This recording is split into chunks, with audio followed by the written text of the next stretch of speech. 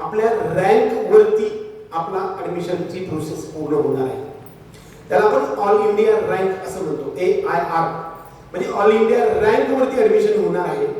जर समजा जर अभ्यास आपण करायला गेलो तर 2025 मध्ये 635 मार्क्स असणाऱ्या विद्यार्थ्याचा रँक हा 44,000 होता आणि तोच नीट 24 सांगितलं. तर 25 मध्ये तो जर आपण 644 चा बघायला गेला तर तो अगदी 500च्या आत होता. एका वर्षाच्या अंतरामध्ये कसं सांगितलं बघा, 635 मार्क्स पडणाऱ्या विद्यार्थ्याला नीट मध्ये 2024 मध्ये 44,000 एवढा ऑल इंडिया रँक होता. तोच 635 मार्क्स स्कोर करणाऱ्या नीट 2025 मध्ये तो बिलो 500 होता, 1000च्या बिलो होतो.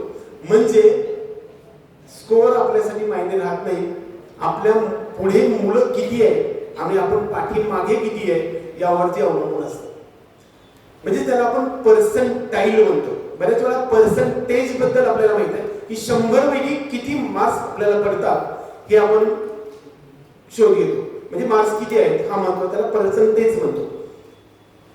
परंतु पर्सेंटाईल म्हणजे संपूर्ण एक्झामसाठी बसणाऱ्या विद्यार्थ्यांची संख्या किती आहे आणि त्या विद्यार्थ्यांच्या संख्येच्या पाठीमागे आपल्या किती विद्यार्थी आहेत त्याच्यावरती आपला ऑल इंडिया रँक अवलंबून असतो.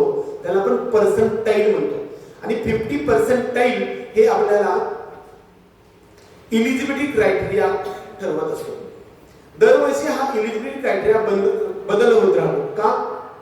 त्यावेळेस 10वी किंवा 12वी किंवा आजपर्यंत मेडिकल सायन्सेस साठी पासिंग साठी जो पर्सेंटेज आहे तो 50% आहे. तेच आपल्याला इंजिनिअरिंग मध्ये 40% आहे किंवा फार्मसी मध्ये वगैरे. परंतु आपल्याला ज्यावेळेस नीटचं इलिजिबिलिटी पाहतो त्यावेळेस 50% ओपन आणि EWS या कॅटेगरीसाठी राहतं. आता पर्सेंटाईल मध्ये तो गेल्या वर्षी किती होता तर ते 144 एवढे मार्क्स होते.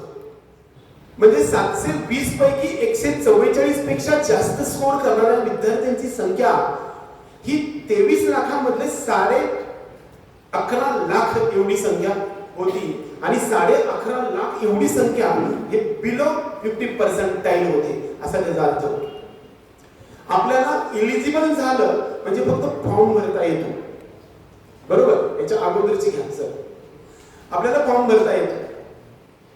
12वी सायन्सची परीक्षा झाल्यानंतर नीटचा पेपर झाला आणि दरम्यान 30 ते 40 दिवसानंतर आपल्या सोबत रिझल्ट येतो आणि त्यामध्ये नीटचं स्कोर येतं आणि त्यामध्ये ऑल इंडिया रँक येतो आणि त्यानंतर खाली आपला कॅटेगरी रँक येतो आणि ऑल इंडिया रँकला आपण all India rank for counselling असं नाव दिलं जातं. काउन्सिलिंग म्हणजे समुपदेशन प्रक्रिया. या समुपदेशन प्रक्रियेमध्ये किती प्रकार असतात? अगोदरच घ्या, पहिलं याच्या अगोदर किती प्रकार असतात? एक तर ऑल इंडिया काउन्सिलिंग, दुसरा जो आहे तो स्टेट काउन्सिलिंग आणि तिसरा जो प्रकार आहे त्याला आपण open domicile state counselling process असं म्हणतो. आता डोमिसाइल काय म्हणतो? ज्या ठिकाणी आपला नेटिव्ह प्लेस आहे, म्हणजे आपला जन्म ज्या ठिकाणी झालेला आहे.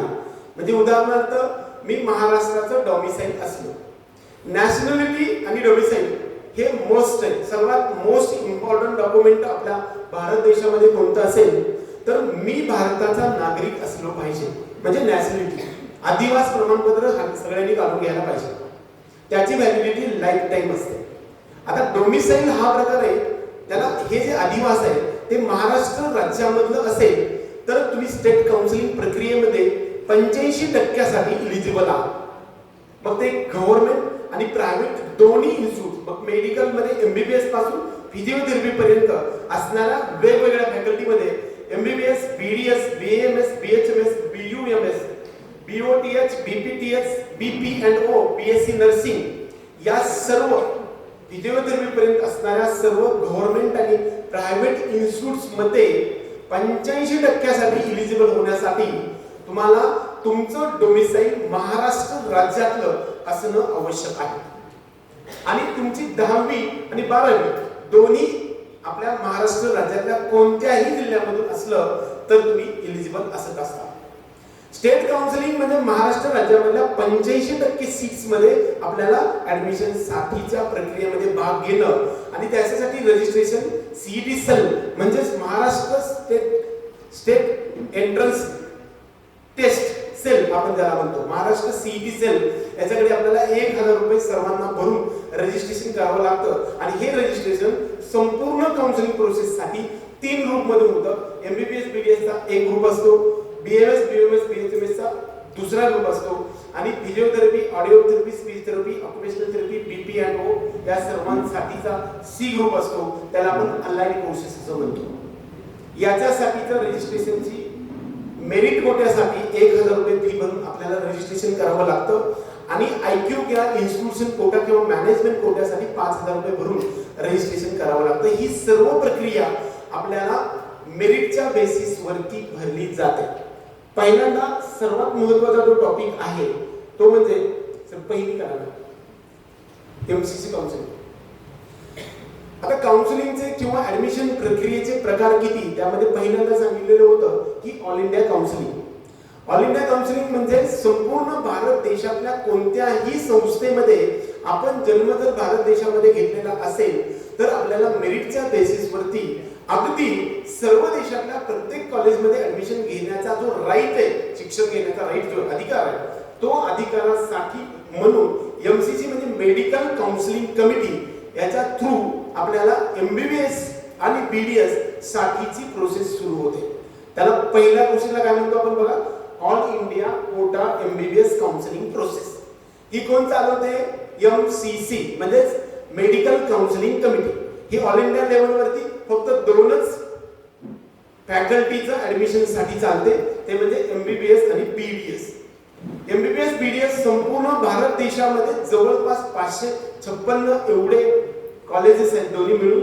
त्याच्यामधला 15% सीट्स हे एमसीसी थ्रू ऑल इंडिया कोट्यामधून भरले जातात. Next slide. त्याच्यामध्ये आधी बघा ऑल इंडिया काउन्सिलिंग प्रोसेस मध्ये कोणते कोणते पार्टिसिपेटिंग इन्स्टिट्यूट असतात बघा.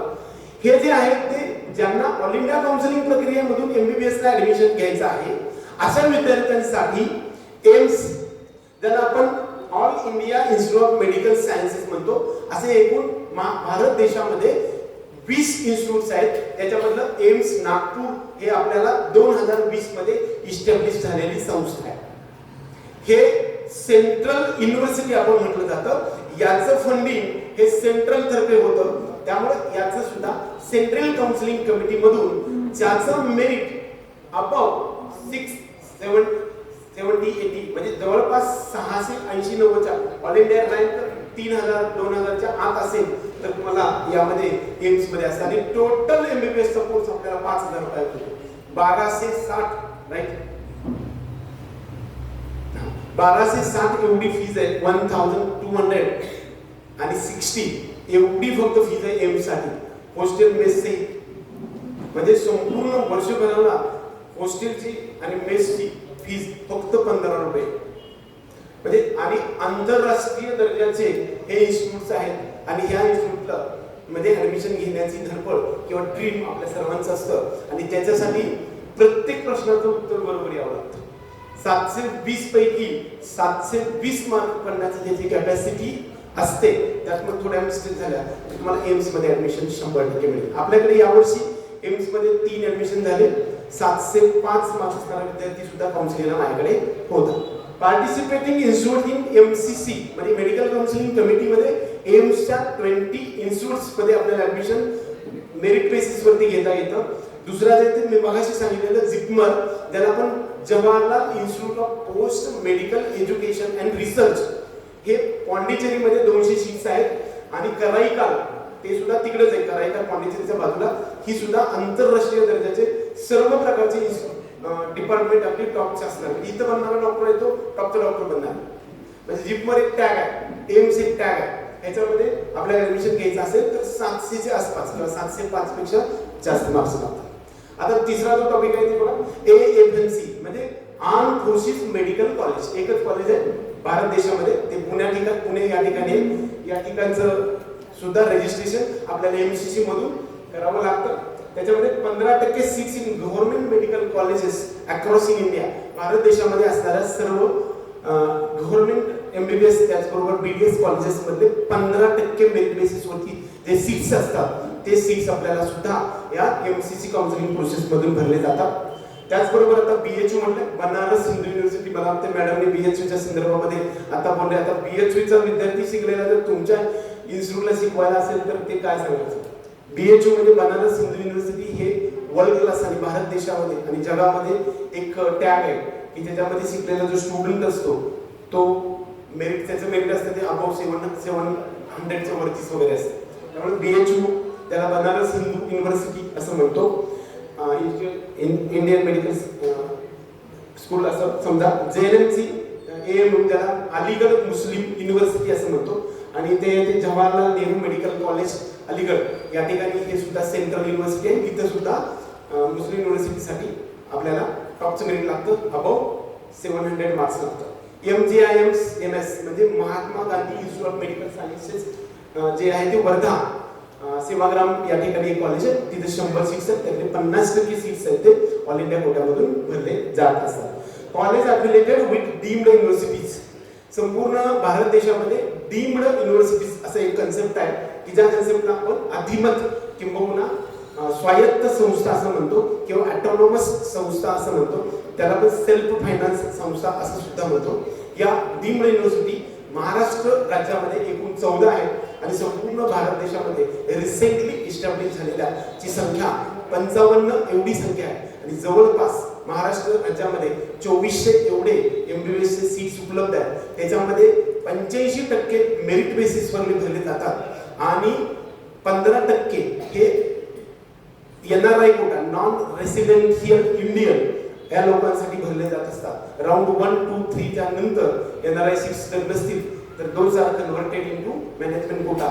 म्हणजे जवळपास 100% सीट सुद्धा आपल्याला या MCC च्या काउन्सिलिंग प्रोसेस मधून भरले जात असतात. याच्यामध्ये टॉपच्या MCC संस्थेच्या संदर्भामध्ये बघायला गेलं तर एम्स दिल्ली, भोपाळ, भुवनेश्वर, जोधपूर, पटना, रायपूर, ऋषिकेश, एम्स नागपूर, मंगलगिरी, विजयवाडा, त्याचबरोबर भटिंडा, देवगड, गोरखपूर, हैदराबाद, कल्याणी आणि रायबरेली, एम्स बिलासपूर, गुवाहाटी, राजकोट या सर्व ज्या संस्था आहेत त्या खूप टॉपच्या संस्था आहेत. याच्यामध्ये तुमच्यातला एकतरी विद्यार्थी गेला तर ते एक टॅग असतो आणि तो तुम्हाला मिळेल.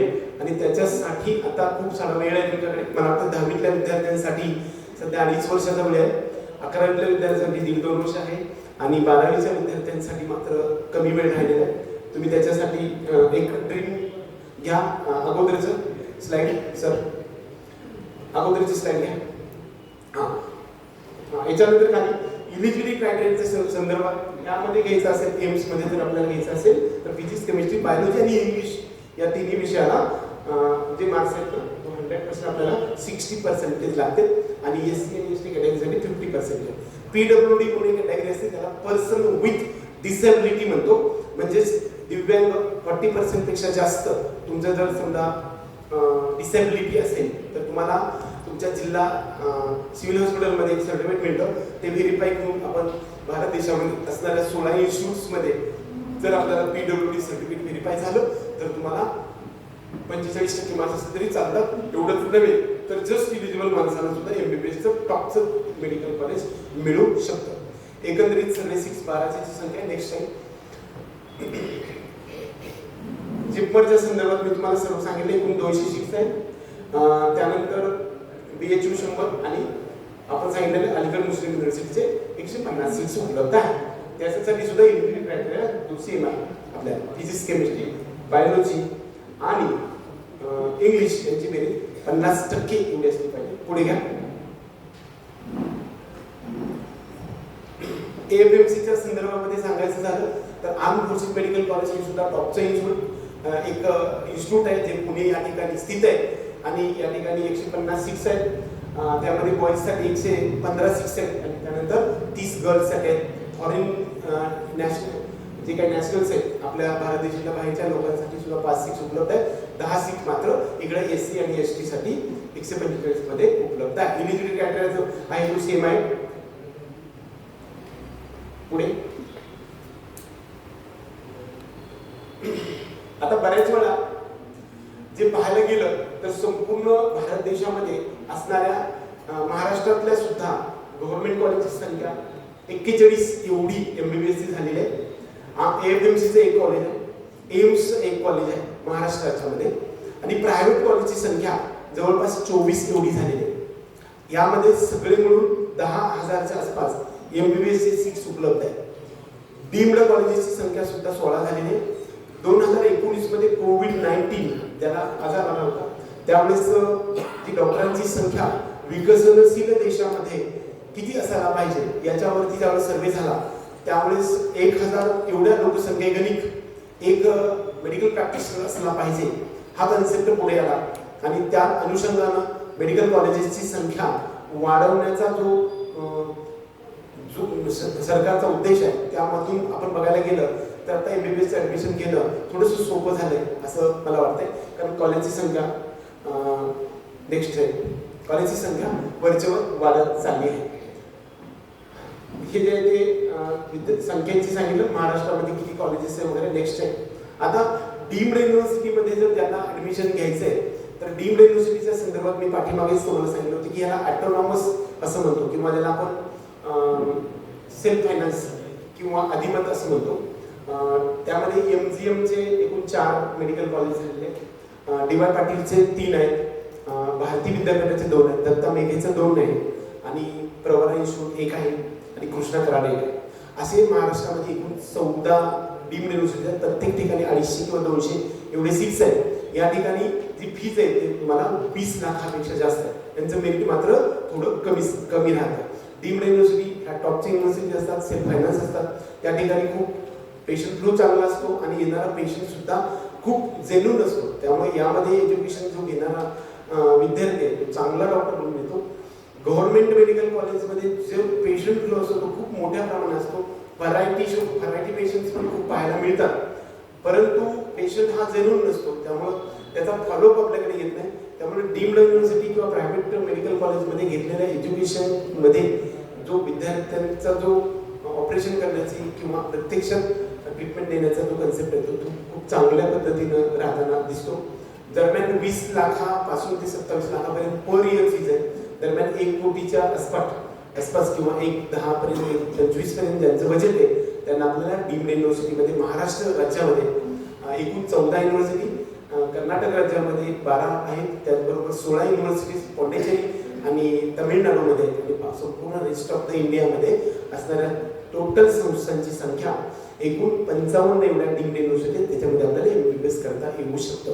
त्याचं मेरिट दरम्यान 300च्या आसपास एवढं कमी मार्क म्हणजे असले तरी सुद्धा आपल्याला 1 कोटीच्या बजेटमध्ये MBBS करता येऊ शकतं. पुढे हे आपल्याला ऑल इंडिया काउन्सिलिंग प्रोसेस मधून MBBS करण्यासाठीचा कन्सेप्ट आपण मांडल्यानंतर बऱ्याच वेळा पुढे घ्या. आता ही सगळी प्रोसेस कशा स्वरूपाने होते? रजिस्ट्रेशन करणं, नंतर त्याची फीस भरणे. डीम्ड युनिव्हर्सिटीसाठी आपल्याला रजिस्ट्रेशन करण्यासाठी 2 लाख रुपये डिपॉझिट सर्व कॅटेगरीच्या विद्यार्थ्यांसाठी आणि 5,000 रुपये फीस भरून आपल्याला रजिस्ट्रेशन प्रत्येक राऊंडमध्ये करता येऊ शकतं. राऊंडचे 4 प्रकार असतात, त्याला राऊंड 1, राऊंड 2, मॉकअप राऊंड आणि स्ट्रेट वेकेन्सी राऊंड असं म्हणतो. या प्रत्येक राऊंडमध्ये MCC ऑल इंडिया कोटामध्ये आपल्याला रजिस्ट्रेशन करता येऊ शकतं डीम्ड युनिव्हर्सिटीसाठी.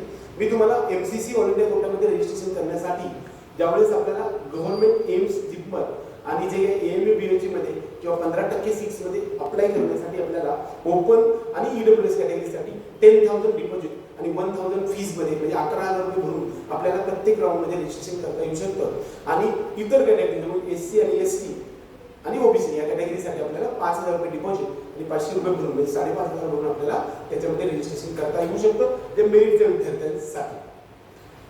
याच्यामध्ये एकूण राऊंड 4 होतात. पहिल्या राऊंडला राऊंड 1 म्हणतो, दुसऱ्या राऊंडला राऊंड 2 म्हणतो, तिसऱ्या राऊंडला आपण मॉकअप राऊंड म्हणतो आणि चौथ्या राऊंडला स्ट्रे वेकेन्सी राऊंड असं म्हणतो. स्ट्रे वेकेन्सी राऊंड जे आहे त्याचे पुन्हा छोटे छोटे 3-4 तुकडे होऊ शकतात.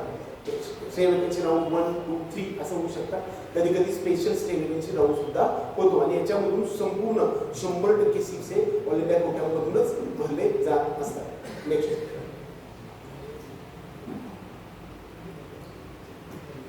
MBBSच्या ऍडमिशन प्रक्रियेच्या ऑल इंडिया कोट्यानंतर जर आपण पाहायला गेलं तर महाराष्ट्र राज्यामधल्या CET सेलमध्ये आपण सर्व कॅटेगरीसाठी आपल्याला 1,000 रुपये रजिस्ट्रेशन करून आपल्याला ऍडमिशनसाठी अप्लाय करता येऊ शकतं. या ठिकाणी मात्र प्रत्येक राऊंडसाठी आपल्याला ऍप्लिकेशन करता येत नाही.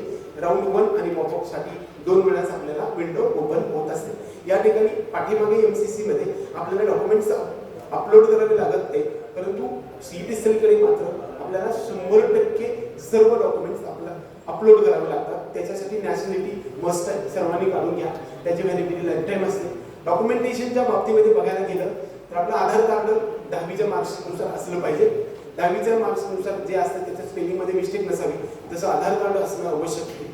त्यानंतर नॅशनॅलिटी कम डोमिसाईल सर्टिफिकेट तुमच्याकडे असलं पाहिजे. 10वी मार्कशीट, 12वीचं मार्कशीट, 10वीचं बोर्ड सर्टिफिकेट मस्ट आहे, त्याला आपण पासिंग सर्टिफिकेट असं म्हणतो.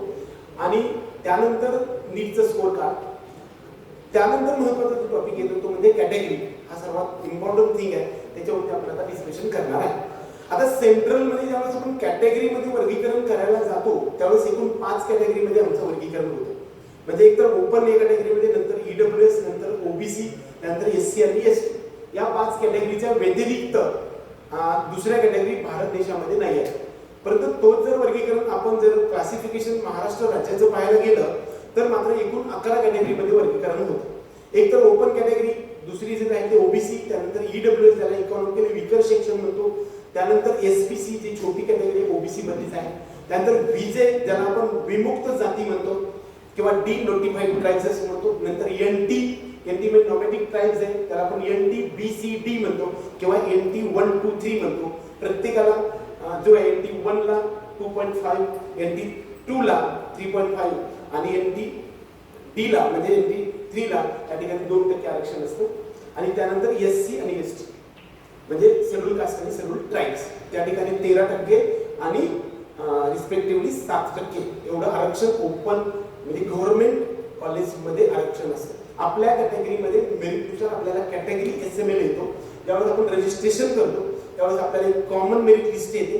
त्यानंतर आपल्या नावाच्या समोर एक नंबर आपल्याला युनिक मिळतो, त्याला आपण SML म्हणतो म्हणजे स्टेट मेरिट लिस्ट नंबर.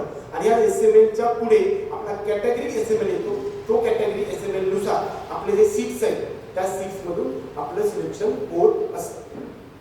हा सर्व रजिस्ट्रेशन MBBS पासून ते फिजिओथेरपी पर्यंत सर्वांसाठी असतं. आता बऱ्याच वेळा या सर्व गोष्टीसाठी जो महत्त्वाचा आणि जिव्हाळ्याचा विषय जो असतो तो म्हणजे माझ्या कॅटेगरीला किती सीट्स उपलब्ध आहेत आणि किती फीस भरावी लागणार आहे. अगदी बरोबर, हा सर्वात महत्त्वाचा मुद्दा.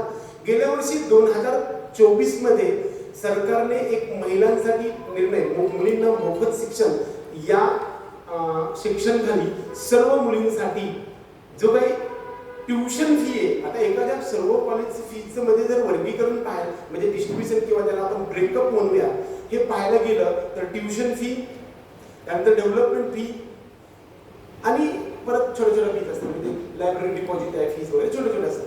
तर सर्वात मेजर कोणतं असेल तर आपली ट्युशन फी असते, ती 90% असते आणि डेव्हलपमेंट फी किती असते 10% असते. आता गव्हर्नमेंटमध्ये दरम्यान 1.5 लाख एवढी फीज असते, त्यातली 15,000 रुपये डेव्हलपमेंट फीज असते आणि 1,35,000 एवढी आपल्याला ट्युशन फी असते. तीच जर प्रायव्हेट कॉलेजमध्ये पाहायला गेलं, मगाशी जर डीमला सांगितलंय ना ते वेगळं झालं, बरोबर. ते आदिमत युनिव्हर्सिटी, तिथं तुम्हाला कसल्याही कॅटेगरीचं बेनिफिट मिळत नाही, फीज मधलं किंवा मेरिट मधलं सुद्धा. सर्वांना SC असेल ST असेल सगळ्यांचं एक कॉमन मेरिट असते. पण इकडं तसं नाही. आपल्या महाराष्ट्र राज्यामधल्या प्रायव्हेट कॉलेजमध्ये जर तुम्ही ऍडमिशन घ्यायचं असेल तर तुम्ही तुमच्या कॅटेगरीसाठीच्या सीटसाठी क्लेम करू शकता. त्याचबरोबर तुम्हाला ते सीट मिळाल्यानंतर तुमच्या कॅटेगरीची फीस सुद्धा तुम्हाला माफ होणार आहे. मात्र ते सगळे डॉक्युमेंट्स तुमच्याकडे असणं आवश्यक आहे. आता बघा, एक तर OBC, SBC ज्याला आपण स्पेशल बॅकवर्ड क्लास असं म्हणतो, OBC अदर बॅकवर्ड क्लास असं म्हणतो, SCBC म्हणजे सोशल आणि एज्युकेशनल बॅकवर्ड क्लास त्याला मराठा आरक्षण म्हणतो. त्यानंतर या सर्व कॅटेगरीच्या मुलांसाठी 50% फीस भरावी लागते. म्हणजे 10 लाख रुपये फीस असेल प्रायव्हेट कॉलेजची तर 5 लाख रुपये फीस भरावी लागणार आहे. आणि मुलींसाठी मात्र मोफत शिक्षणाचा लाभ घेऊ शकता. तिकडे तुमच्या 8 लाखच्या बिलो जर उत्पन्न असेल तर तुम्हाला फक्त 10% फीस भरावी म्हणजे 1 लाखाच्या आसपास. 10 लाखाच्या प्रायव्हेट कॉलेजची फीस सुद्धा फक्त 1 लाख रुपये भरावी लागणार आहे. आणि तीच गव्हर्नमेंटमध्ये आपल्याला 5, 4, 6, 10,000च्या आतच एवढी असणार आहे. त्याचबरोबर VJ, विमुक्त जाती, NT 1, 2, 3 या 3, 4, 5 कॅटेगरीसाठी मात्र आपल्याला मुलं असू दे किंवा मुलगी असू दे, तुमच्याकडे कास्ट व्हॅलिडिटी आणि नॉन क्रिमी लेअर हे 3 जर डॉक्युमेंट असतील तर तुम्हाला फक्त 10% फीस भरायची. गव्हर्नमेंटमध्ये 10,000 भरायचे आणि प्रायव्हेटमध्ये 1 लाख भरायचे. त्यामुळे आपल्याकडे कॅटेगरीचे सगळे डॉक्युमेंट्स आपल्याला असणं आवश्यक आहे. त्याच्यासाठी कास्ट सर्टिफिकेट काढायचं, आपल्या जातीचा दाखला, त्यानंतर नॉन क्रिमी लेअर उन्नत गटात किंवा प्रगत गटात समाविष्ट नसल्याचे प्रमाणपत्र असं म्हणतो, ते नॉन क्रिमी लेअर सर्टिफिकेट आपल्याला काढणं आवश्यक आहे. हे पाठीमागच्या 3 वर्षाच्या उत्पन्नावरती आधारित पुढे 3 वर्ष व्हॅलिड असणारं जे सर्टिफिकेट मिळतं त्याला आपण नॉन क्रिमी लेअर सर्टिफिकेट म्हणतो. आणि हे सर्टिफिकेट सर्वांनी काढलं पाहिजे. आणि त्यानंतर जात पडताळणी किंवा आपण कास्ट व्हॅलिडिटी म्हणतो, हे आपण ऑनलाईन रित्या ज्या 10वी किंवा 12वी मध्ये शिक्षण घेत असतो त्या ठिकाणी 18 नंबरचा एक फॉर्म असतो, तो भरून ऑनलाईन पद्धतीने देऊन ते फिजिकल डॉक्युमेंट आपल्या महाडीबीटी कडे किंवा समाज कल्याण ऑफिसच्या जिल्ह्यामध्ये दिलं तर ते 1 महिन्याच्या आत किंवा 45 दिवसाच्या आत आपल्याला जे सर्टिफिकेट मिळतं त्याला कास्ट व्हॅलिडिटी सर्टिफिकेट म्हणतो. म्हणजेच जात पडताळणी ज्यावेळेस तुमचं caste validity, non creamy layer आणि कास्ट व्हॅलिडिटी आणि कास्ट सर्टिफिकेट हे 3 डॉक्युमेंट जर असतील तरच तुम्हाला हा सगळ्या कॅटेगरीचा बेनिफिट मिळणार आहे. त्यातलं एकही सर्टिफिकेट जर नसेल तर तुम्हाला तुमची कॅटेगरी क्लेम करता येणार नाही. तुम्ही ओपन कॅटेगरीमध्ये वर्ग होत असता. त्यानंतर पुढची कॅटेगरी जी राहते त्याला आपण एससी आणि एसटी म्हणतो, ज्याला शेड्यूल्ड कास्ट आणि शेड्यूल्ड ट्राइब्स म्हणतो. ह्यासाठी मात्र 0 फीज असते, म्हणजे कसल्याही प्रकारची फीज नाही. गव्हर्नमेंट आणि प्रायव्हेट कॉलेज, गव्हर्नमेंट कॉलेजची दरम्यान 1.5 लाखाच्या आसपास फीज आहे, ती सुद्धा आपल्याला 0 फीज असते. आणि प्रायव्हेट कॉलेजची फीज आहे ती आपल्याला जवळपास 9 लाखापासून ते 12 लाखापर्यंत फीज आहे, ती फीज आपल्याला या ठिकाणी 0 भरावी लागते. त्यासाठी फक्त कास्ट आणि कास्ट व्हॅलिडिटी एवढे दोन डॉक्युमेंट लागतात. तुम्हाला या ठिकाणी नॉन क्रिमी लेअरची आवश्यकता लागत नाही. हे सर्व डॉक्युमेंट्स आपण बनवून घ्यायला पाहिजे. आता हे सगळं डॉक्युमेंटेशनच्या संदर्भामध्ये आपण सर्व गोष्टी पाहिजे. तर हे जर सगळं डॉक्युमेंट्स आपल्याकडे नसतील तर काही उपयोग नाही. म्हणजे लवकर जे 12वीचे विद्यार्थी आहेत त्यांनी आता चालू करा, म्हणजे गोळा करायला चालू करा.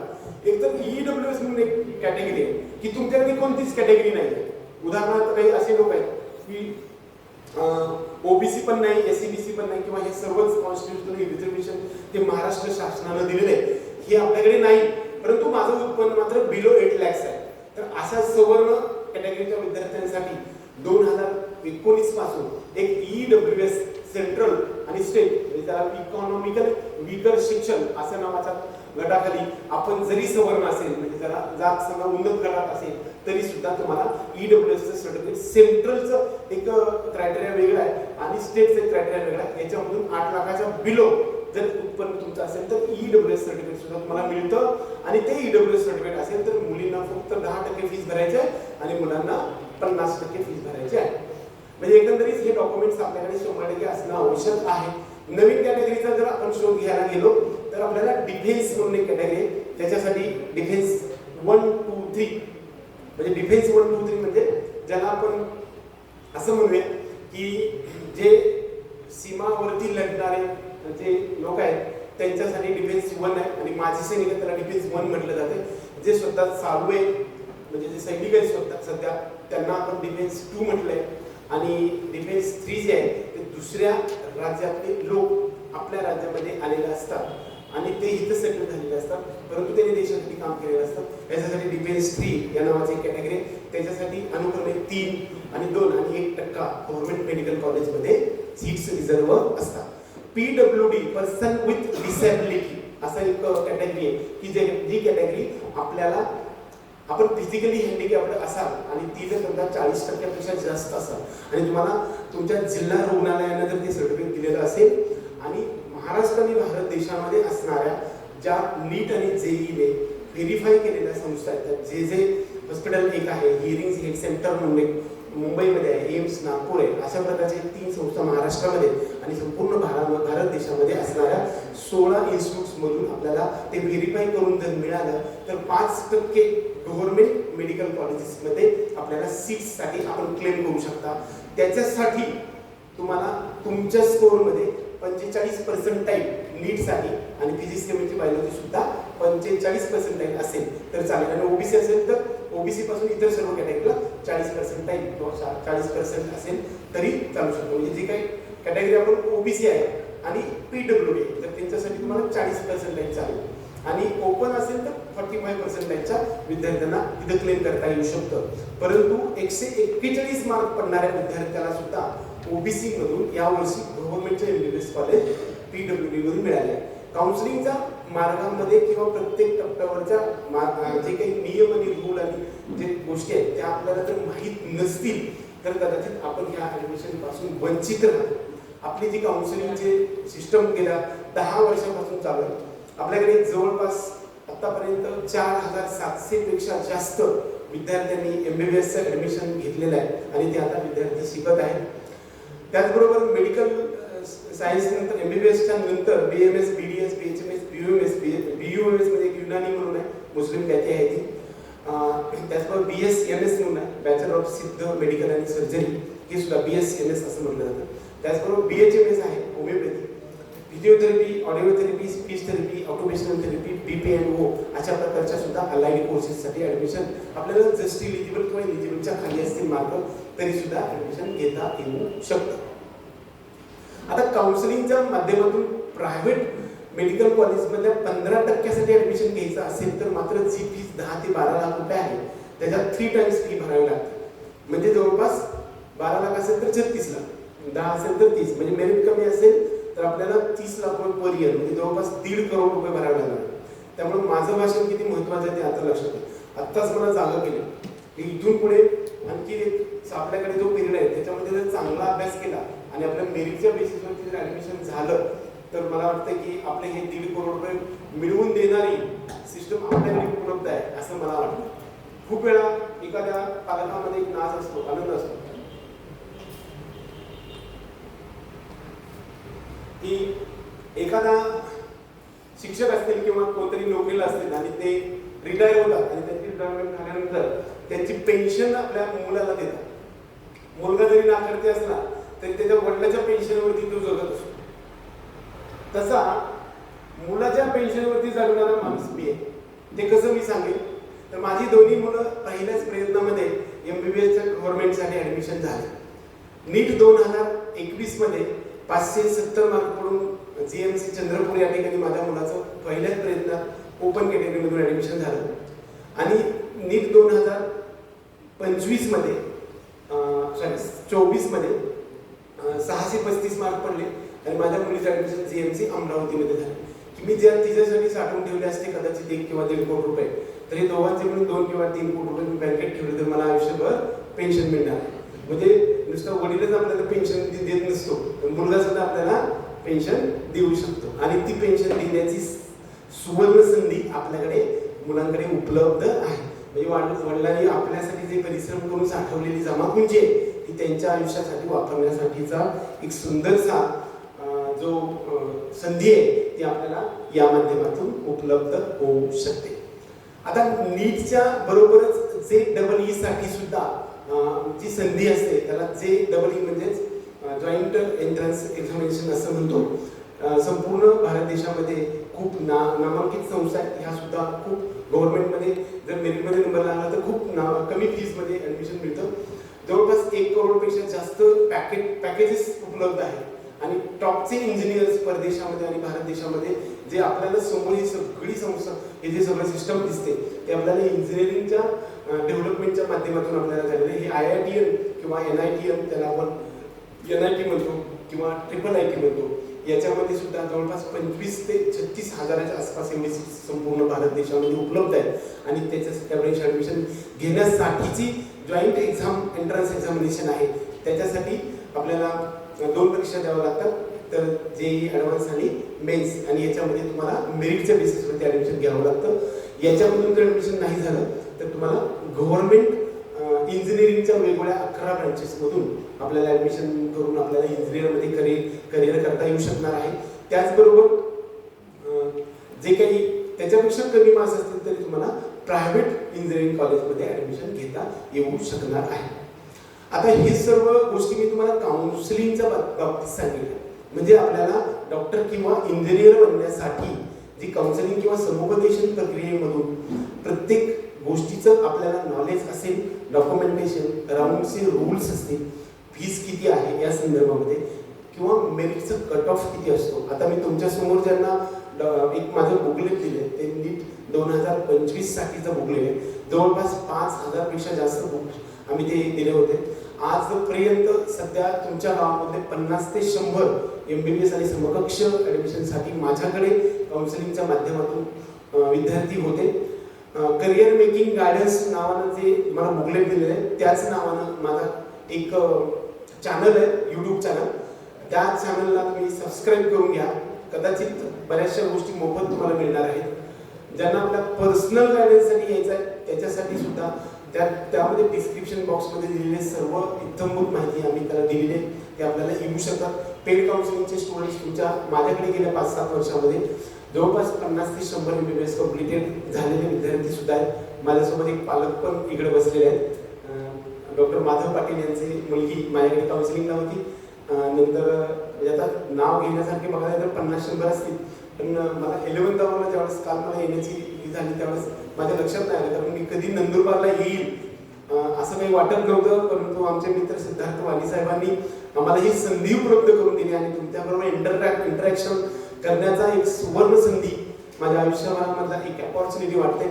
माझ्या आयुष्यातलं जे काही छोटंसं नॉलेज ह्या जगातल्या समुद्रामध्ये छोटंसं नॉलेज तुमच्यापर्यंत देईन आणि कालच्या दिवसापेक्षा आज मी सांगितल्यानंतर तुमच्या जीवनामध्ये काहीतरी फरक पडेल आणि तिथून पुढे तुमच्या जीवनामध्ये एक मोठं शिखर पादाक्रांत करण्यासाठीची माझी मदत राहील. त्यानंतर मला ते कृतकृत वाटणार आहे. संधी उपलब्ध करून देणाऱ्या ह्या तुमच्या सर्व शिक्षकवृंद, त्याचबरोबर आमचे मित्र सिद्धार्थ वाणी साहेबांनी आम्हाला ही संधी उपलब्ध करून दिली म्हणून तुमच्याबरोबर इंटरॅक्शन करण्याची आज योगायोग आलेला आहे. त्याचबरोबर आपल्याला BMS मध्ये सुद्धा रजिस्ट्रेशन म्हणजे त्यामध्ये ऑल इंडिया इन्स्टिट्यूट मधून सुद्धा एम्स BMS मध्ये ऍडमिशन घेता येऊ शकतं. 15% ती प्रोसेस होते, त्याला AACCC म्हणतो. Ayush admission central counselling committee नावाने कमिटी काम करते. तिकडे तुम्हाला 20,000 रुपये डिपॉझिट आणि 1,000 रुपये फीस भरून आपल्याला ऑल इंडिया मधून BMS मध्ये ऍडमिशन घेता येऊ शकतं. आणि डीम्ड युनिव्हर्सिटीचे BMS युनिव्हर्सिटी आहेत, त्याच्यामध्ये भारतीय विद्यापीठ, DY पाटील किंवा दत्ता मेघे, त्याचबरोबर KLE अशा प्रकारच्या थोड्या इन्स्टिट्यूट्स आहेत. त्याच्यामध्ये 7 का 9 इन्स्टिट्यूट, या 9 इन्स्टिट्यूटमध्ये BMS मध्ये 4 लाखाच्या आसपास फीस भरून सुद्धा टॉपचं BMS एज्युकेशन सुद्धा आपल्याला घेता येऊ शकतं. त्याची प्रोसेस सुद्धा आपल्याला AACCC नावाच्या प्रोसेसमध्ये. ही संपूर्ण प्रक्रिया आपण डे टू डे मध्ये प्रत्येक टप्प्यावरती डॉक्युमेंटेशन, प्रत्येक डॉक्युमेंटचं व्हॅलिडिटी किंवा कोणतं कसं करायचं, त्याची फीस किती लागणार आहे, तुमच्या कॅटेगरीला फीस कशी घेणार, कॉलेजवरती समजा तुम्हाला काही मिसगाईड करायला गेलं तर ते आम्ही करून न देणारे असे काही सिस्टम मधून आम्ही गायडन्स तुम्हाला 100% करतो. त्यामुळे त्याचं बेनिफिटरी विसरी हे विद्यार्थ्यांमध्ये खूप जाताना दिसतं. कितीतरी विद्यार्थ्यांना open domicile state counselling process आहे ती माहीत नव्हती. 10 वर्षापासून आम्ही ह्या गोष्टी सांगण्याचा प्रयत्न केला. यावर्षी जवळपास बाहेरच्या राज्यामध्ये एक ज्यांचं मेरिट 300-350 आहे अशा विद्यार्थ्यांना सुद्धा बाहेरच्या राज्यामध्ये open domicile state counselling process, म्हणजेच ओपन म्हणजे नाही खुलं आणि डोमिसाईल म्हणजे तुम्ही कोणत्या राज्याचे आदिवासी हे काही माहित नाही, म्हणजे अशा प्रकारची संपूर्ण भारत देशामधल्या राज्यांपैकी अशी 16 राज्य आहेत की ज्याला आपण ओपन स्टेट्स म्हणतो. त्याच्यामध्ये महाराष्ट्र नाही आहे, क्लोज स्टेट आहे. गुजरात सुद्धा क्लोज स्टेट आहे. दुसऱ्या राज्यातला व्यक्ती इथे येऊ शकत नाही, त्याला क्लोज्ड स्टेट म्हणतात. आणि ओपन स्टेट्स मध्ये कर्नाटका, तेलंगणा, आंध्र प्रदेश, छत्तीसगड, मध्य प्रदेश, त्याचबरोबर आंध्र प्रदेश, झारखंड, उत्तर प्रदेश मोठा आहे, हरियाणा आहे आणि या सर्व गोष्टी तमिळनाडू आणि हे आपलं वरचं केंद्रशासित प्रदेश, एकूण 16 राज्य आहेत. त्या सगळ्या राज्यामध्ये आपल्याला दरम्यान 10 ते 12 लाख रुपये पर इयर फीस भरून 350 मार्क असतील, 400 मार्क असतील तरी सुद्धा 50 लाखाच्या बजेटमध्ये MBBSचा ऍडमिशनचा टप्पा जवळपास यावर्षी 78 पेक्षा जास्त उत्तर प्रदेशमध्ये MBBSला माझे विद्यार्थी गेलेले आहेत. आणि इतर NRI कोटामध्ये त्याला आपण नॉन रेसिडेन्शियल इंडियन असं म्हणतो, त्याचे NRIचे डॉक्युमेंट्स वगैरे असतात. हे सगळे जर असतील तर त्याच्या संदर्भात पण गाईड करून आपल्याला दरम्यान अगदी 116-118 मार्क असतील तर अशा विद्यार्थ्यांना सुद्धा MBBS करायचं असेल. माझे वेल एस्टॅब्लिश्ड हॉस्पिटल आहे, त्याच्यासाठी आपल्याला MBBS डॉक्टर पाहिजे. MD करायचं असेल तर त्याची सगळी जी काही सिस्टम आहे ते आपल्याकडे उपलब्ध आहे. आपल्या करिअर मेकिंग गायडन्सच्या माध्यमातून संपूर्ण महाराष्ट्र राज्यामध्ये एकूण 22 शाखेमधून आणि महाराष्ट्राच्या बाहेर असणाऱ्या एकूण 5 म्हणजे एकूण 27 शाखेमधून 250 पेक्षा जास्त लोकांची टीम काम करते आणि जवळपास दरवर्षी 1000 च्या असतात MBBS आणि समकक्ष ऍडमिशनचा टप्पा कंप्लीट करत आपण 5000 पर्यंत MBBS ऍडमिशन कंप्लीशन केलेले आहे. या संधीसाठी जर फायदा घ्यायचा असेल तर तुम्ही इथून पुढे बाहेर पडल्यानंतर करिअर मेकिंग गायडन्स नावाचा माझा YouTube चॅनल आहे, तो तुम्ही सबस्क्राईब करून घ्या. सर्व प्रकारच्या गोष्टी मोफत तुमच्या डोर स्टेप पर्यंत डे टू डे मध्ये कुठल्याही माणसाला विचारण्याची आवश्यकता नाही. माझा चॅनल बघणारा विद्यार्थी हा स्वतः काउन्सिलर बनतो. ज्यावेळेस तो काउन्सिलिंग प्रोसेस मध्ये असतो आणि चॅनल रोजच्या रोज बघत राहतो, त्यावेळेस तो इतर विद्यार्थ्यांशी बोलताना जणू काही तो स्वतः काउन्सिलर आहे अशा प्रकारची सिस्टम आपल्याकडे उपलब्ध आहे. कुठलीही गोष्ट आपल्याकडून राहून जात नाही. त्यामुळं ज्यांना काही लाभ घ्यायचा ते विद्यार्थी आपल्याला पर्सनल त्याच्या नंबरवरती संपर्क करू शकतात. आता हा जो टॉपिक आहे तो काउन्सिलिंगच्या माध्यमातून आपण MBBS पासून सर्व प्रकारच्या अलाइड कोर्सेससाठी ऍडमिशन घेण्याची प्रक्रिया समजून घेतली. खरं तर हे सगळं मला माहिती आहे की वरून गेले, डोक्याच्या वरून गेले, कारण प्रत्यक्षात हे एवढं क्लिष्ट प्रोसेस बनलेली आहे. ती खरं का बनलेली असेल बरं, तर आपल्या तुमच्या सर्वांच्या कॅटेगरीचा, तुमच्या मार्क्सचा, तुमच्या छोट्या छोट्या कॅटेगरीचा उपयोग व्हावा असं आपल्या भारत देशाच्या राज्यघटनेमध्ये लिहिलं आहे. त्यामुळं कुणालाही वंचित राहू नये, सर्वांना याचा बेनिफिशरी व्हावे यासाठी ही प्रोसेस क्लिष्ट बनत गेलेली आहे. त्यामुळे बऱ्याच वेळा आम्हाला सगळे विद्यार्थी विचारते की इतकी क्लिष्ट प्रोसेस आणि अवघड का बनत गेली आहे, तरी तुमच्या सोयीसाठी मित्रांनो बनवलेले आहे. आपल्या देशातला जे सरकार आहे, कोणतेही सरकार असू दे, त्याच्यामध्ये काही पक्षीय राजकारणाच्या पलीकडे जे सरकार आहे समाज कल्याण मार्फत फीस देणारी जी सिस्टम आहे ती एकदम टॉपमोस्ट आहे. कोणाचीही स्कॉलरशिप आली नाही असं कधी झालं नाही इतिहासात. सूर्य एका दिवशी उगणार नाही परंतु तुमची स्कॉलरशिप 100% समाज कल्याण ऑफिस खूप चांगलं काम करतं आणि त्याच्यामध्ये आपल्याकडे डॉक्युमेंटेशन असणं आवश्यक आहे. मी पाठीमागच्या सुरुवातीपासून मी सांगण्याचा जो प्रयत्न करत होतो याच्यामध्ये मी एखादी गोष्ट सांगत गेलो आणि ते पुढे तुमच्या डोक्यावर चाललं, याच्या पलीकडे जाऊ एक बाय डायरेक्शनल एखादी टॉपिक सुरू व्हावा असं मला वाटतं. त्यामुळं इथून जरी समजा तुमच्या काही एखाद्या गोष्टीवरती डायव्हर्ट करायचं असेल तर तुम्ही आम्हाला विचारू शकता. MKB नावाची कॅटेगरी आहे. कुणाला जर प्रश्न असेल तर हात रेस करा तुम्ही, आपण त्याच्यावरती पण गोष्टी घेऊया. ज्यांनी प्रश्न विचारले ना त्याला आपण बक्षीस देऊया. एवढे प्रश्न विचारायला आलं की मी पुन्हा नंदुरबारचं नाव घेतलं नाही पाहिजे, एवढे प्रश्न आले पाहिजे. राईट.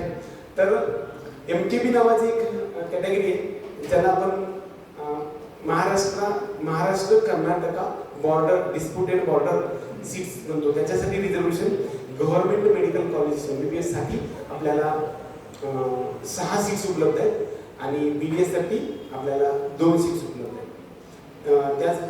ती कोणत्या महाराष्ट्र आणि कर्नाटकाच्या बॉर्डरवरती उपलब्ध असतात. त्यानंतर हिली एरिया म्हणून असतं की त्याला आपण डोंगरी विभागाचं सर्टिफिकेट मिळतो आणि त्या सर्टिफिकेटचं 10वी आणि 12वी विद्यार्थ्यांचं त्या हिली एरियामध्ये झालं पाहिजे आणि त्याचं डोमिसाईल स्वतःचं आणि पालकाचं हे दोन्ही डोमिसाईल जर समजा त्याच म्हणजे डोंगरी एरियामध्ये असेल तर तुम्हाला hilly area government MBBS medical कॉलेजमध्ये 3% हॉरिझॉन्टल आरक्षण किंवा त्याला रिझर्वेशन म्हणतो त्याच्यासाठी जर तुम्ही क्लेम करू शकता. कॉन्स्टिट्यूशनल रिझर्वेशन मध्ये छोट्या छोट्या टॉपिक मध्ये गोष्टी आपल्याला माहीत नसतात, त्यामुळे आपलं आर्थिक त्याचबरोबर सीट मिळण्यापासून आपण परागंदा होतो म्हणजे वंचित राहतो. ते राहू नये किंवा काही इन्स्टिट्यूट सुद्धा आपल्याला माहिती नसल्यामुळे जास्तची फीस आकारली जातात आणि तुमची जी काही आर्थिक नुकसान होत आहे त्याच्यासाठीचा गेल्या 10 वर्षामध्ये आम्ही गायडन्सच्या माध्यमातून जो काही तुमचं आर्थिक नुकसान आहे त्याच्यावरती मदत करण्याचा आम्ही प्रयत्न केलेला आहे आणि 100% त्याचा बेनिफिशरी एका विद्यार्थ्याला 50 लाखापर्यंत झाला. एकाच विद्यार्थ्याला म्हणजे नुसतं नॉलेज नाही आणि नॉलेज आहे याचा परिणाम 50 लाख बेनिफिट पर्यंत झाला. त्यामुळं काउन्सिलिंग मध्ये मला वेबसाईट माहिती आहे आणि माझी मी सगळं करेन असं जर कोण करत असेल तर ते त्याच्यासाठी धोकादायक आहे. मी तर नेहमीच म्हणत असतो की काउन्सिलिंग प्रक्रिया माझ्यापाशीच काय, कुणाचा जरी काउन्सिलिंग मध्ये तुम्ही लावत नसाल तर तुम्ही स्वतःच्या आयुष्याच्या महत्त्वाच्या टप्प्यावरती तुमच्या स्वतःचं नुकसान करून घेत आहे. कारण प्रत्येक टप्प्यावरती रूल्स चेंज होतात. हे रूल्स जे चेंज होतात ते तुमच्या सोयीसाठी होतात आणि ते सोयीची गोष्ट तुम्हाला माहित नसते. कारण वेबसाईटमध्ये रोज चेक करणं होत नाही. आणि त्याच्यामध्ये आलेले नोटिफिकेशन मधलं जे टर्मिनॉलॉजी आहे, जे काही वर्डिंग आहे, त्या वर्डिंगचा अर्थ तुम्हाला मराठीमध्ये किंवा समजेल अशा भाषेमध्ये लक्षात येत नाही. त्यामुळे तुमचं 100% नुकसान होतं. त्यामुळे काउन्सिलिंग प्रक्रियेमध्ये करिअर कोच किंवा MBBS काउन्सिलरचा मेजर रोल असतो असं मला स्वतःला वाटतं. ज्या विद्यार्थ्यांना MBBS कंप्लीट झालेलं आहे अशा विद्यार्थ्यांसाठी PGची ब्रांच सुद्धा आपली काम करते.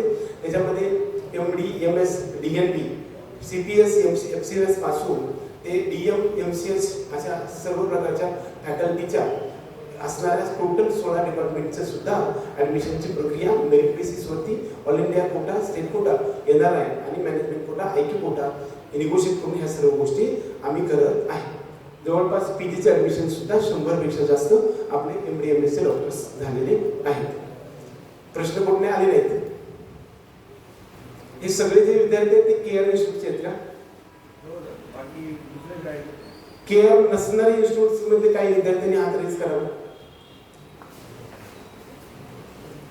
कमी आणि आपल्या हे केअर इन्स्टिट्यूट मध्ये असणारे शिकणारे 10वी पासून 12वी असणारे विद्यार्थ्यांनी हात रेज करा. म्हणजे मेजॉरिटी तेच आहे.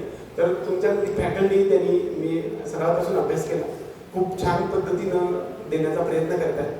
तुम्ही तुमच्या आयुष्याचं जसं उज्ज्वल करत निघालात त्याचबरोबर आपल्या मित्रांना किंवा इतर सर्व राहत असणाऱ्या सिस्टममध्ये आपण सांगून आपल्या शहरामध्ये एखादी गोष्ट तळागाळातल्या विद्यार्थ्याला समजावं अशासाठी प्रयत्न करणाऱ्या फॅकल्टी किंवा शिक्षकांनी जो प्रयत्न करत असतात त्यांना तुम्ही प्रोत्साहन देण्यासाठी म्हणून विद्यार्थ्यांची संख्या वरची वाढत गेली पाहिजे. मी एकटाच जाईन आणि माझाच बेनिफिट होईल असं होणे बऱ्याच वेळा मी माझ्याच गावामध्ये जाईन आणि शिकेन ही कन्सेप्ट सुद्धा रूढ व्हायला पाहिजे.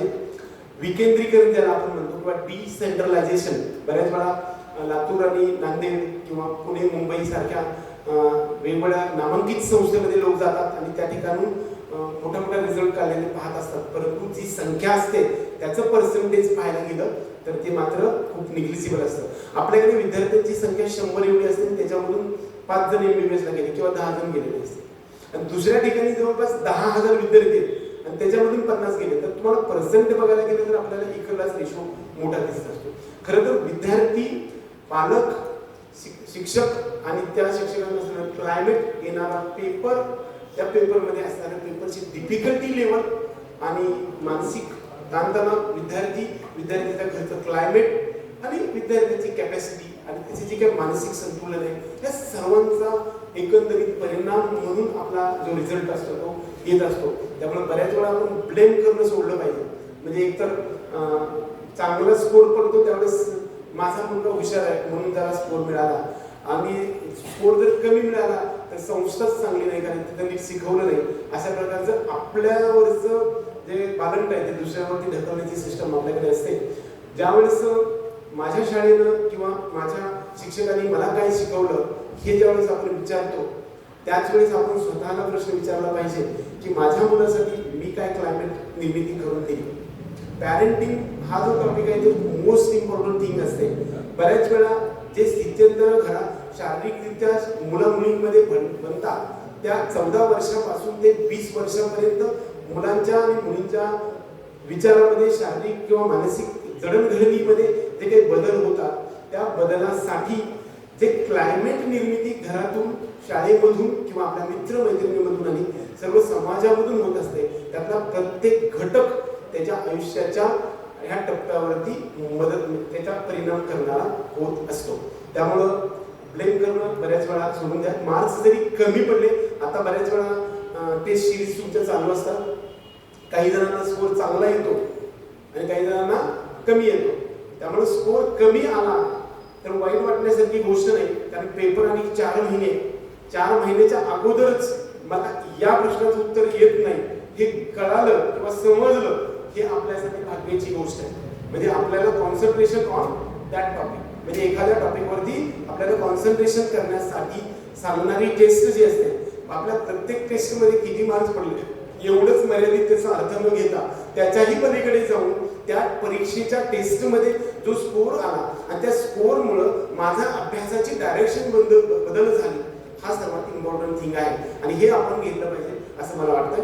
एखाद्या स्कोरमध्ये 720 पैकी 600 मार्क्स पडल्यानंतर आनंदाने भरून जाण्यापेक्षा त्याच्यामधील 120 मार्काचं काय चुकलं की ज्याकडे मला कॉन्सन्ट्रेशन करण्याची जी काही मला डायरेक्ट करते ही टेस्ट, याच्याकडे तुम्ही लक्ष द्यायला पाहिजे.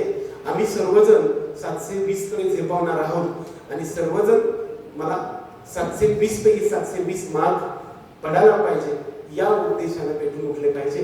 मी एक सर्वात मोठा आणि छान कन्सेप्ट सांगतो की जो आजपर्यंत कोणी सांगितला नसेल. बऱ्याच वेळा रोज टेस्ट घेतली जाते आणि त्या टेस्ट मध्ये दरम्यान 11 वाजता टेस्ट सुरू होते आणि 2 वाजता बंद होते. 2 वाजता झाल्यानंतर संध्याकाळी 5 वाजता आपल्या सोबत रिझल्ट येतो. कुणाला 200 मार्क पडले, कुणाला 350 पडले, कुणाला 650 पडले, कुणाला 720 मार्क्स पडले. हे जे गुणांकन आहे ते पेपर दिल्यानंतर 2 वाजता पेपर सुटतानाच गुणांकनच आहे. परंतु त्या दिवशी झोपताना आपण 720 ची बेरीज करून झोपलं पाहिजे. जर समजा मला 200 मार्क्स पडत असतील, मग जे मार्क्स चुकलेले आहेत ते तुम्ही पेपरच्या बाहेर आल्यानंतर ते प्रश्न जर परफेक्ट संध्याकाळपर्यंत करून घेतले तर एका विद्यार्थ्याला आज 720 आता 2 वाजता पडलेले असतील आणि मी रात्री झोपताना मी 720 चा अभ्यास जर कंप्लीट करून गेला असला तर पेपर तर पुढेच होणार आहे. त्यामुळे आज संध्याकाळी मला 720 पडले काय आणि आज दुपारी 2 वाजता 720 पडले काय, सारखेच आहेत ना. त्यामुळं आपल्याला ही जी टेस्ट सिरीज आहे त्या प्रत्येक टेस्ट सिरीज मधून आपल्याला काहीतरी शिकायला मिळालं पाहिजे. काउन्सिलिंगच्या प्रक्रियेमध्ये कोणत्याही टॉपिक वरती एव्हरी टाइम तुम्हाला कोणताही शंका आली तर माझे 24/7 आपला फोन नंबर जो युट्यूब वरती आपल्याला उपलब्ध आहे त्याच्यावरती आम्ही तुम्हाला 100% सांगू. तुमच्याकडे कितीही स्कोर आला तर प्रत्येकासाठी उपलब्ध संधी असते. आता आपल्याला अभ्यासाच्या संदर्भामध्ये, दिनचर्येच्या संदर्भामध्ये किंबहुना जे काही फिजिक्स मध्ये टफ जाणार वाटणारे काही प्रॉब्लेम्स असतील किंवा या संदर्भामध्ये काही ट्रिक्स वगैरे आहेत, ह्या सगळ्या गोष्टी बनवून आपल्याला सोप्या पद्धतीने अभ्यास करायला गेलं पाहिजे. रिपीटेडली सारखं खूप वेळा त्याच्यासाठी आपल्याला रिव्हिजन घ्यावं लागते. एकच एक गोष्ट खूप वेळा रिवाइज करावं लागते, कारण पुढे जातो त्यावेळेस पाठीमागचं विसरत जायला लागतं. आयुष्याची कसोटी 18 वर्ष सांगितले सरकारनं की मतदानाचा अधिकार आहे आणि त्याच्या अगोदरच तुम्हाला राष्ट्रीय लेवलची परीक्षेसाठीची तयारी तुमच्याकडे करून घेतली जाते आणि तुमच्यामध्ये स्पर्धात्मक बनवलं जात आहे. खरं तर एवढ्या लहानपणी एवढी मोठी परीक्षा अवघड आहे, परंतु पर्याय नाही. शिक्षण प्रणाली आहे त्याचा आपल्याला मान राखावा लागतो. याच्यासाठी पालकांनी त्याच्याकडे कॉन्सन्ट्रेशन करा. पॅरेंटिंग हा एक मोस्ट इम्पॉर्टंट थिंग आहे. त्याच्या मानसिक संतुलनाकडे लक्ष द्या. अव्वाचा संवाद अपेक्षा ठेवून जे अपेक्षांचं ओझं त्यांच्या डोक्यावर लादल्यानंतर जे काही विद्यार्थी आहे त्या विद्यार्थ्यांचं मानसिक संतुलन ढळतं आणि जे प्रत्यक्षात स्कोर येणार आहे त्या स्कोरला सुद्धा बाधा येताना दिसते. त्यामुळं या सर्व गोष्टीकडे आपण लक्ष देणं गरजेचं आहे. शाळेत शिकवणाऱ्या शिक्षका एवढाच किंबहुना त्याही परीक्षेपेक्षा जास्त मेजर रोल जर कुणाचा असेल तर तो पालकांचा आहे असं मला वाटतंय. आणि असे सजग पालक आता इथे उपस्थित आहेत आणि हे सर्व लक्ष देत आहेत, ह्याच्याबद्दल मला मनस्वी आनंद होत आहे. आता आपण बऱ्याच वेळा या सगळ्या गोष्टीच्या संदर्भामध्ये काही क्वेश्चन्स वरती जाऊया किंवा एखाद्या टॉपिक वरचं काय म्हणजे सांगण्यासाठी माझ्याकडून राहून गेलं असेल तर सांगून टाकू, आपण ते पण सांगता येऊ शकेल. कोणत्या एखाद्या टॉपिक बद्दल मला ऐकायचंय परंतु ते ह्याच्यामधून कव्हर झालं नाही असं कोणाचा प्रश्न असेल तर मला विचारू शकता.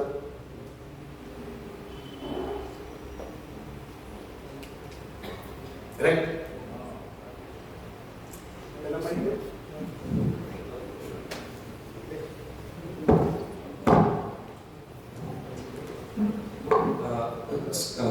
Good afternoon sir. येस.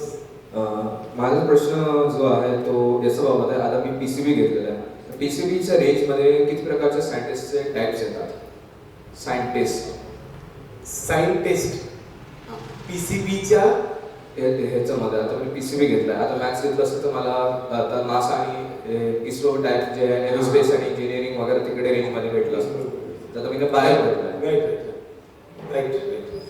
आयझर म्हणून असते, आयझर टेस्ट म्हणून असते, ज्याला Indian institute of science colleges असतात हे जे संपूर्ण भारत देशामध्ये 7 इन्स्टिट्यूट आहेत. त्याला आयझर टेस्ट किंवा सायन्स अप्टिट्यूड टेस्ट म्हणतात, SIT असं म्हणतात. त्याचबरोबर नायझर म्हणून असते, ती पण एक टेस्ट असते. त्याच्यामध्ये सुद्धा आपल्याला म्हणजे फिजिक्स केमिस्ट्री बायोलॉजी असणाऱ्या विद्यार्थ्यांसाठी सुद्धा इंजिनिअरिंगमध्ये सुद्धा बायोटेक्नॉलॉजी किंवा असे काही फील्ड आहेत की ज्याच्यामध्ये आपल्याला CMC कडे किंवा वेल्लोर या ठिकाणी VIT या ठिकाणी सुद्धा आपल्याला इंजिनिअरिंगमधल्या सुद्धा बायोलॉजीच्या ग्रुपसाठी विद्यार्थ्यांसाठी संधी उपलब्ध आहे. त्याचबरोबर एक टेस्ट असते ज्याला आपण KVPI म्हणतो, ज्याला आपण किशोरवयीन एक्झाम म्हणतो की ज्या एक्झाममध्ये सुद्धा आपण परीक्षा देऊन सायंटिस्ट बनता येऊ शकतो. म्हणजे फक्त मेडिकलमध्येच प्रवेश घ्यावा याच्याही पलीकडे जाऊन आपल्याला त्या गोष्टी आपल्या युट्यूबवर पण उपलब्ध आहेत. आयझर टेस्ट द्यावं लागते, त्याला सायन्स ॲप्टिट्यूड टेस्ट असते, ज्याच्यामधून आपण BS डिग्री घेतो, त्याला आपण BSc म्हणतो, बॅचलर ऑफ सायन्स. ते मात्र सेंट्रल युनिव्हर्सिटी कंडक्ट करत असते, त्यामुळे हे टॉपच्या युनिव्हर्सिटी असतात. ह्याच्यामध्ये BSc डिग्री मिळालेली असेल तरी सुद्धा ते MBBS इक्वलेंट आहे का, तर मला वाटतं त्याच्यापेक्षा थोडी जास्तच आहे. सायन्स रिसर्चमध्ये त्याला आपल्याला सायंटिस्ट म्हणून काम करता येऊ शकतं गव्हर्नमेंटमध्ये वगैरे. जर प्रायव्हेटमध्ये आपल्याला जायचं असेल तर मग मेडिकल फील्ड वगैरे आहे, परंतु अशा काही भरपूर संधी उपलब्ध आहे. VIT मध्ये सुद्धा आपल्याला जाता येऊ शकतो. त्याच्यामध्ये वेल्लोर या ठिकाणी एक आहे. त्याचबरोबर इकडे पंजाबमध्ये पण एक संस्था आहे की ज्यामध्ये आपल्याला इंजिनिअरिंगमध्ये B ग्रुपच्या विद्यार्थ्यांना सुद्धा जाता येऊ शकतं. Yes, thank you sir. Yes, very good, very good. अभ्यास सर्वात महत्त्वाचा आहे. त्याच्यासाठी मात्र जे नीटच्या ही पलीकडे जाऊन BS किंवा यासाठी सेपरेट टेस्ट द्यावं लागते, ते टफ असतं खूप.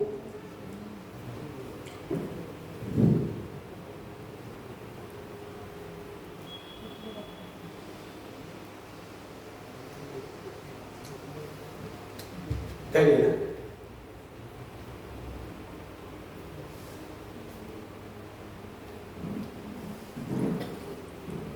प्रश्न येत नाही म्हणजे सगळं बरोबर तर आले किंवा काही समजलं नाही, काही समजलं नाही हा टॉपिक होईल, परंतु मी रोज रोज रोज रोज ते गोष्टी सांगत राहतो युट्यूबवर. तुम्हाला ते सगळ्या समजून जातील आणि इझी वाटतील. आणि ज्यावेळेस समजतील ना त्यावेळेस एवढी मजा वाटते ना. ही काउन्सिलिंग प्रोसेसमध्ये मुलगा मार्क्स मिळवतो आणि आम्ही एक एक नॉलेज घ्यायला लागतो ना, त्यावेळेस एका वेगळ्याच नशेमध्ये जातो आणि पालक सुद्धा इंटरेस्टिंग बनतात. आपल्याकडे जवळपास गेल्या वर्षी 250 पालक होते. अभ्यासामध्ये बऱ्याच वेळा एक एक वाचत राहतो आणि माझ्या लक्षात राहत नाही, परंतु स्कोरच होत नाही. टॉपिक वाईज टेस्ट आहे, हे प्रश्न तुमचे आहेत, मीच मानतो.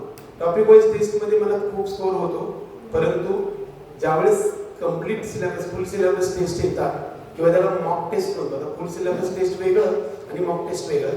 कारण मॉक टेस्ट म्हणजे कसं असतं की ज्या चॅप्टरला वेटेज आहे त्या वेटेजनुसार प्रश्न टाकले जातात. फुल सिलेबसला ते राहत नाही, म्हणजे ते बंधन राहत नाही. ते कोणतेही पेपर अवघड वगैरे तिला टाकू शकतात. मॉक टेस्ट जे असतात ते मात्र या चॅप्टरला एवढेच वेटेज आहे तेवढेच प्रश्न तिथे टाकावे लागतील. मॉक टेस्टमध्ये किंवा फुल सिलेबस टेस्टमध्ये मात्र आपल्याला स्कोर येताना दिसत नाही. आणि खूप वेळा पालक समाधानी आणि आनंदी असतात ना, ते टॉपिक वाईज किंवा चॅप्टर वाईज GT आणि UT असतात. या टेस्टमध्ये स्कोर माझ्या मुलाला 510 520 असा मार्क्स सांगताना दिसतात आणि ज्यावेळेस मॉक टेस्ट सुरू होतात त्यावेळेस मात्र घसरताना दिसतो. त्यामुळे काय की प्रत्येक सापेक्षी चॅप्टरचा अभ्यास आपल्याला रिवाईज करावा लागतो. म्हणजे रिव्हिजन प्रोग्राम फार चांगल्या पद्धतीने करावा लागतो. बघा 3 ते 4 महिन्याचं पीक असतं. शेतकरी सापाचं किंवा वाघाचं किंवा रात्री अगदी काट्याकुपाट्याची झोप इथे असली किंवा रात्री काम करतो, म्हणजे दार धरतो किंवा काम करतो. ते फक्त एका पिकासाठी. आपल्याला हे आयुष्यभर पीक मिळणार असेल तर त्याच्यासाठी 3-4 महिने रात्रंदिवस अभ्यास करायला काय हरकत आहे. आणि ही जर संधी पुन्हा कधीच उपलब्ध होणार नाही. आणि ही फक्त विद्यार्थ्यांनीच करायला असं नाही. एखादा पिक्चर ज्यावेळेस हिट होतो त्यावेळेस नुसतं हिरोनच खूप छान काम केलंय किंवा विलनच काम छान केलंय असं होत नाही. तर त्याच्यामध्ये एकंदरीत परिणाम असतो, त्याच्यामध्ये स्टोरी येते किंवा पार्श्व जी गोष्टी आहेत त्या सगळ्यांचा असतात. त्यामुळे पालकांचा सुद्धा मेजर रोल असतो. पण मी काय करायला पाहिजे, मला वाचायलाच येत नाही, मी सायन्सचा विद्यार्थी आहेच नाही, तर मी काय करू शकतो हा प्रश्न बऱ्याच वेळा पालकांमध्ये येतो. तर करू शकतो, इच्छाशक्ती असेल तर काहीही करू शकतो. बऱ्याच वेळा मी एक छोटीशी गोष्ट सांगेन की माझ्या शेजारी एक कुटुंब आहे आणि त्या कुटुंबात त्यांच्या आईवडील काहीही शिकलेले नाही, म्हणजे अगदी शाळेत गेलेलेच नव्हते आणि त्यांचा मुलगा अभ्यासाला फक्त आई नेहमी सांगायची की लिहिणं काढ म्हणजे ते अभ्यास कर पण म्हणता येत नव्हतं आणि काहीच नाही, फक्त दिवसभरात तेवढंच म्हणत राहायचं. आणि त्याचा मुलगा जवळपास 7 ते 8 कॉम्पिटेटिव्ह एक्झाममध्ये सिलेक्शन म्हणून आता तो DYS ते, आणि तो औरंगाबादला पण होता, मला वाटतं आता औरंगाबादलाच आहे, तर तो DYS ते आहे सध्या. आता मला वाटतं असिस्टंट SP झाले. म्हणजे आपण नुसतं प्रमोशन करून सुद्धा करू शकतो. आपण सायन्सचा विद्यार्थी असतो किंवा शिक्षक असेल, एखादे डॉक्टर असतील, तर आपण सुद्धा थोडा अभ्यास करू शकतो आणि त्याला सांगू शकतो. पण प्रयत्न करा ना, आपण शिकवायचा प्रयत्न केला तर थोडं मुलाला पण खूप आनंद वाटतो. म्हणजे फक्त जाण शिक्षकाला विचार, मी फी तर भरली, स्कोर कसं कमी येत नाही, याच्या पलीकडे जाऊन आपण पण त्याच्यामध्ये काहीतरी मदत करायला गेलं तर आपल्याला पण एक आनंद मिळतो ना. मी एखादा टॉपिक त्याला सांगण्याचा प्रयत्न केला वगैरे अशा गोष्टी.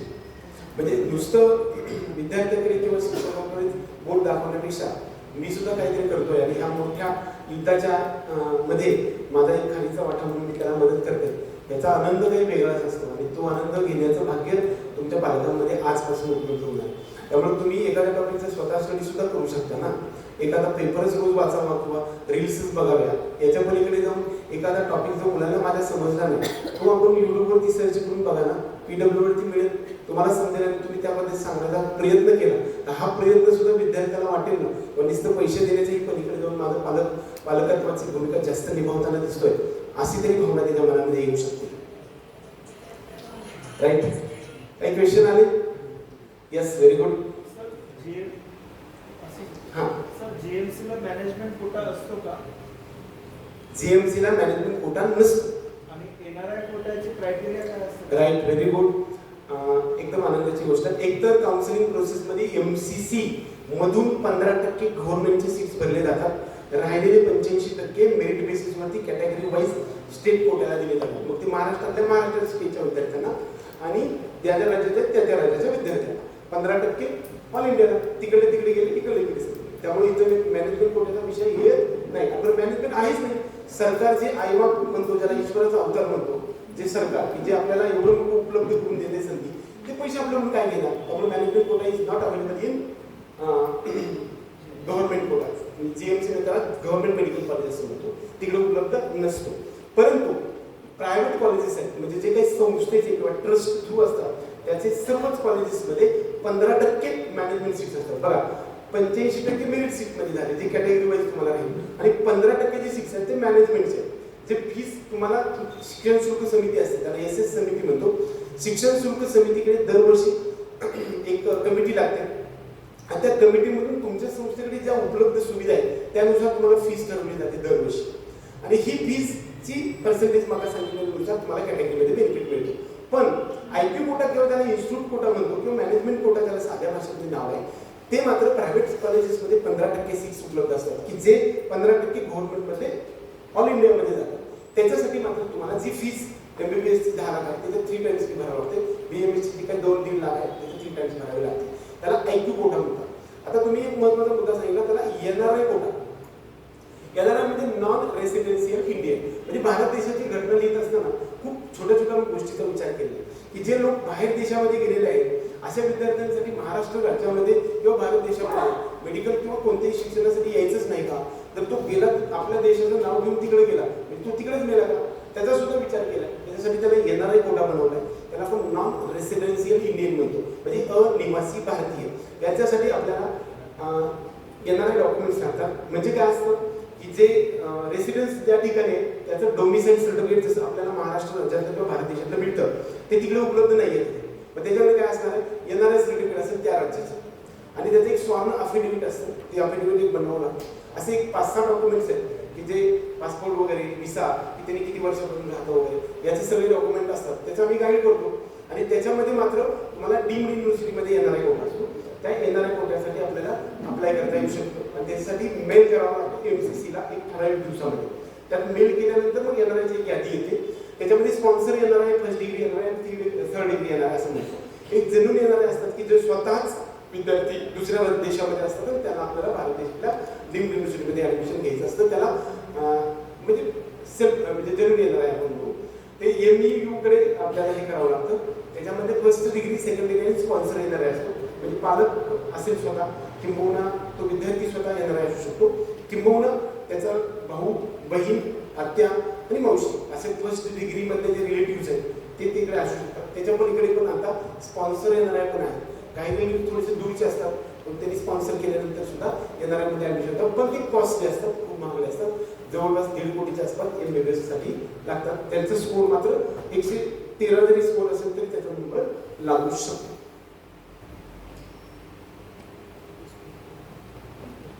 प्रश्न बोर व्हायला लागला. आनंद मिळतोय का माहिती मिळाल्याबद्दल? तर आपल्याला अभ्यास आता आपल्या हातात आहे. म्हणजे आपल्या विद्यार्थी मागाशीच मी सांगितलं किंवा आपल्या पालकाला सुद्धा आनंद वाटण्यासारखी किंवा नाच वाटण्यासारखी गोष्ट आपल्याला करता येऊ शकणार आहे. म्हणजे माझ्या अभ्यासामुळं माझ्या म्हणजे पालकांना मी स्कॉलरशिप देणार आहे किंवा पेन्शन देणार आहे, ही सुद्धा आपण त्याच्यावर उपकार करू शकतो. जर आपले 1 कोटी 1.5 कोटी रुपये वाचवणार असाल तर निश्चितच ते इनडायरेक्ट तुमचा इन्कम आहे, बचत हाच इन्कम आहे. आणि आणखी वेळ गेली, 1 वर्ष 1.5-2 वर्ष आहेत. इथून पुढे काम झालेलं दिवस आज उगवलेला दिवस तुमच्या प्रत्येकाच्या घराच्या अंगणामध्ये सोन्याची किरण घेऊन आला होता. त्याची जी काही तुम्हाला आज मी सांगण्याचा प्रयत्न केलाय परंतु ते लक्षात आलं नाही. आजचा दिवस जो उगवला त्या दिवशी इथून काहीतरी मुठभर गोष्टी घेऊन जावा की जेणेकरून तुमच्या आयुष्यातल्या प्रत्येक दिवसामध्ये त्याचा उपयोग व्हावा आणि कालच्या दिवसापर्यंत जाणारी माझी दिनचर्या ही उद्यापासून बदलली आणि तुमच्या आयुष्यभरामध्ये जे काही तुमचं टार्गेट आहे करिअरच्या मार्गावरील महत्त्वाच्या टप्प्यावरती तुमच्यामध्ये झालेला चेंज आणि त्याचं जे मॉडिफिकेशन आहे त्याचं रूपांतर तुमच्या यशामध्ये 100% होण्यासाठीची एक वाटचाल आजच्या दिवसापासून सुरू व्हावी आणि कालच्या दिवसासारखा उद्याचा दिवस उगवणार नाही अशी मी तुमच्याकडून अपेक्षा करतो. त्याचबरोबर आणखी काही प्रश्न तुमचे असेल तर येऊ द्या, नाहीतर हा सेशन आपला संपणार आहे थोडक्यातच. शिक्षकांनी सुद्धा आला तरी चालते, म्हणजे आपल्या टीचर्स मधून सुद्धा काही क्वेश्चन आले तरी चालू शकतात. डॉक्युमेंटेशन मोस्ट इम्पॉर्टंट आहे, तुम्ही गोळा करायला चालू करा. Yes, very good. ओबीसी आहे, ओबीसी कॅटेगरीमध्ये नॉन क्रिमिनल सर्टिफिकेट आहे पण जास्त असल्यामुळे तर रिझर्वेशन त्यांचा प्रश्न मी सांगतो पण तुम्ही सांगायचा. हां सांग, वाचा. ओबीसी रिझर्वेशन ऐकू येत नाही आवाज. ओबीसी कॅटेगरीसाठी आहे आम्ही समज पण नॉन क्रिमिनल सर्टिफिकेट नाही आमच्याकडे, उत्पन्न जास्त असल्यामुळे राईट, रिझर्वेशन मिळेल का ओबीसी? Right right. पहिला महत्त्वाचा मुद्दा, तुमची कॅटेगरी कधी सिद्ध होणार आहे? जर तुमच्याकडे कास्ट सर्टिफिकेट आहे, कास्ट व्हॅलिडिटी सर्टिफिकेट आहे आणि नॉन क्रिमिनल सर्टिफिकेट तिन्ही आहे तरच तुम्ही त्या कॅटेगरीला बिलॉंग करता. यातलं एकही सर्टिफिकेट नसेल तर you are not eligible to claim that category. एक याच्यासाठी डिस्क्लेमर आहे, तो म्हणजे नीट 2025 मध्ये सरकारने नॉन क्रीमी लेअर म्हणजे उन्नत गटात समाविष्ट नसल्याचे प्रमाणपत्र देण्यासाठीचा जो क्रायटेरिया आहे तो 8 लाखच्या अबव असणाऱ्या विद्यार्थ्यांच्या पालकांचं उत्पन्न हे रिसेंट पाठीमागच्या 3 वर्षामध्ये 8 लाखापेक्षा जास्त उत्पन्न असेल तरी सुद्धा नॉन क्रिमिनल मिळणार आहे. हा रूल गेल्या वर्षीचा GR निघालेला त्याचा लाभ झालेला यावर्षी. त्यामुळं सगळ्यांना कॅटेगरीचं 2 प्रकारचं बेनिफिट असतं. एक तर मेरिट मधलं तुमचं सीट करण्यासाठी क्लेम करता येऊ शकतं. म्हणजे आता 100 मधील ओबीसीचे सीट समजा एक्झाम्पल 19 सीट आहेत तर ते 19 सीट साठी तुम्ही क्लेम करण्यासाठी करू उपयोग होतो. त्याला मेरिट मधलं बेनिफिट म्हणतो. आणि कॅटेगरीचं फीज मधलं बेनिफिट, मुलगी असेल तर 90% फी माफी आणि मुलगा असेल तर 50% फी माफी याच्यासाठी सुद्धा क्लेम करता येऊ शकतो. दादाला फायदा 50%. मी तेच सांगतो की हे रूल माहीत नसतात आणि ज्यावेळेस प्रत्यक्षात कॉलेजमध्ये ऍडमिशन होतं त्यावेळेस तुम्हाला तुमचं उत्पन्न जास्त आहे म्हणता आणि पूर्ण फीस भरतात आणि पूर्ण फीस भरल्यानंतर माझा विद्यार्थी तुमच्या शेजारी येऊन बसतो तुमच्या विद्यार्थ्याच्या, त्याचं पण उत्पन्न 8 लाखापेक्षा जास्त असतं आणि त्यांच्या मुलीने भरलेले असतात 1 लाख आणि तुम्ही भरलेले असते 10 लाख, 10-50 लाखाचा तोटा. त्यामुळे काउन्सिलिंगच्या प्रत्येक टप्प्यावरती माहिती असणं नितांत गरजेची गोष्ट आहे. तर तुमच्या प्रश्नाचं उत्तर मिळालं असेल तर तुम्हाला मी जी आर पाठवेन, त्या जी आरच्या आधारे तुम्हाला नॉन क्रिमिलियस सर्टिफिकेट 100% मिळतंय 2025 पासून. तो रूल निमाठून आहे, म्हणजे 24च्या अगोदर नॉन क्रिमिलियस सर्टिफिकेट मिळत नव्हतं. आता ती उत्पन्नाची अट काढून टाकली.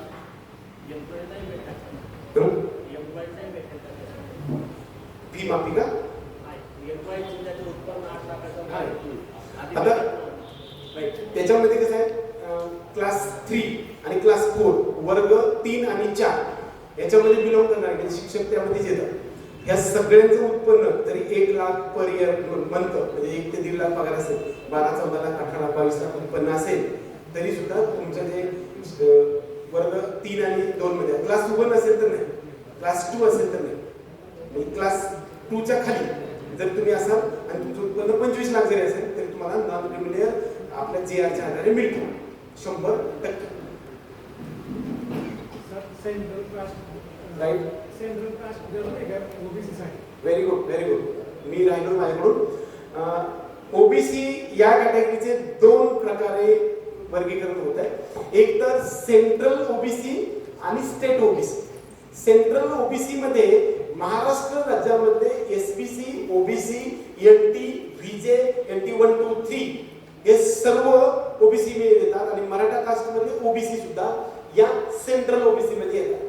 सेंट्रल ओबीसी साठी आपल्याला एकच 9 नंबरचा फॉर्म असतो, तो आपल्याला आपल्याच तालुक्याच्या ठिकाणी ज्या ठिकाणी सेतू करायला तिथं मिळतो. त्याच्यासाठी त्याच्यावरतीच नॉन क्रिमिलियर पण असतं आणि सेंट्रल मध्ये कोणत्याही कॅटेगरीला व्हॅलिडिटी लागत नाही. त्यामुळे तुम्हाला एका कागदावरतीच भागतो. सेंट्रलचं ओबीसी कुठं लागणार आहे? मी पाठीमागे सांगितलेलं एम्स, जिपमर आणि 15% ऑल इंडिया कोट्यासाठी आपल्याला ज्यावेळेस क्लेम करायचं त्यावेळेस सेंट्रलचं ओबीसी सर्टिफिकेट लागणार आहे.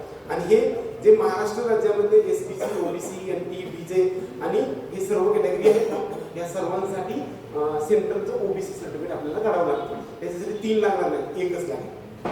बरोबर? सेंट्रलचं एससी कॅटेगरी असेल तरी सुद्धा बरोबर. सर, जे हँडिकॅप लोक आहेत सरकारने त्यांना रिझर्व सीट्स दिलेले आहेत, अगर ते रिझर्व सीट परिपूर्ण नाही झाले तर? Right, very good. आलं मला प्रश्न.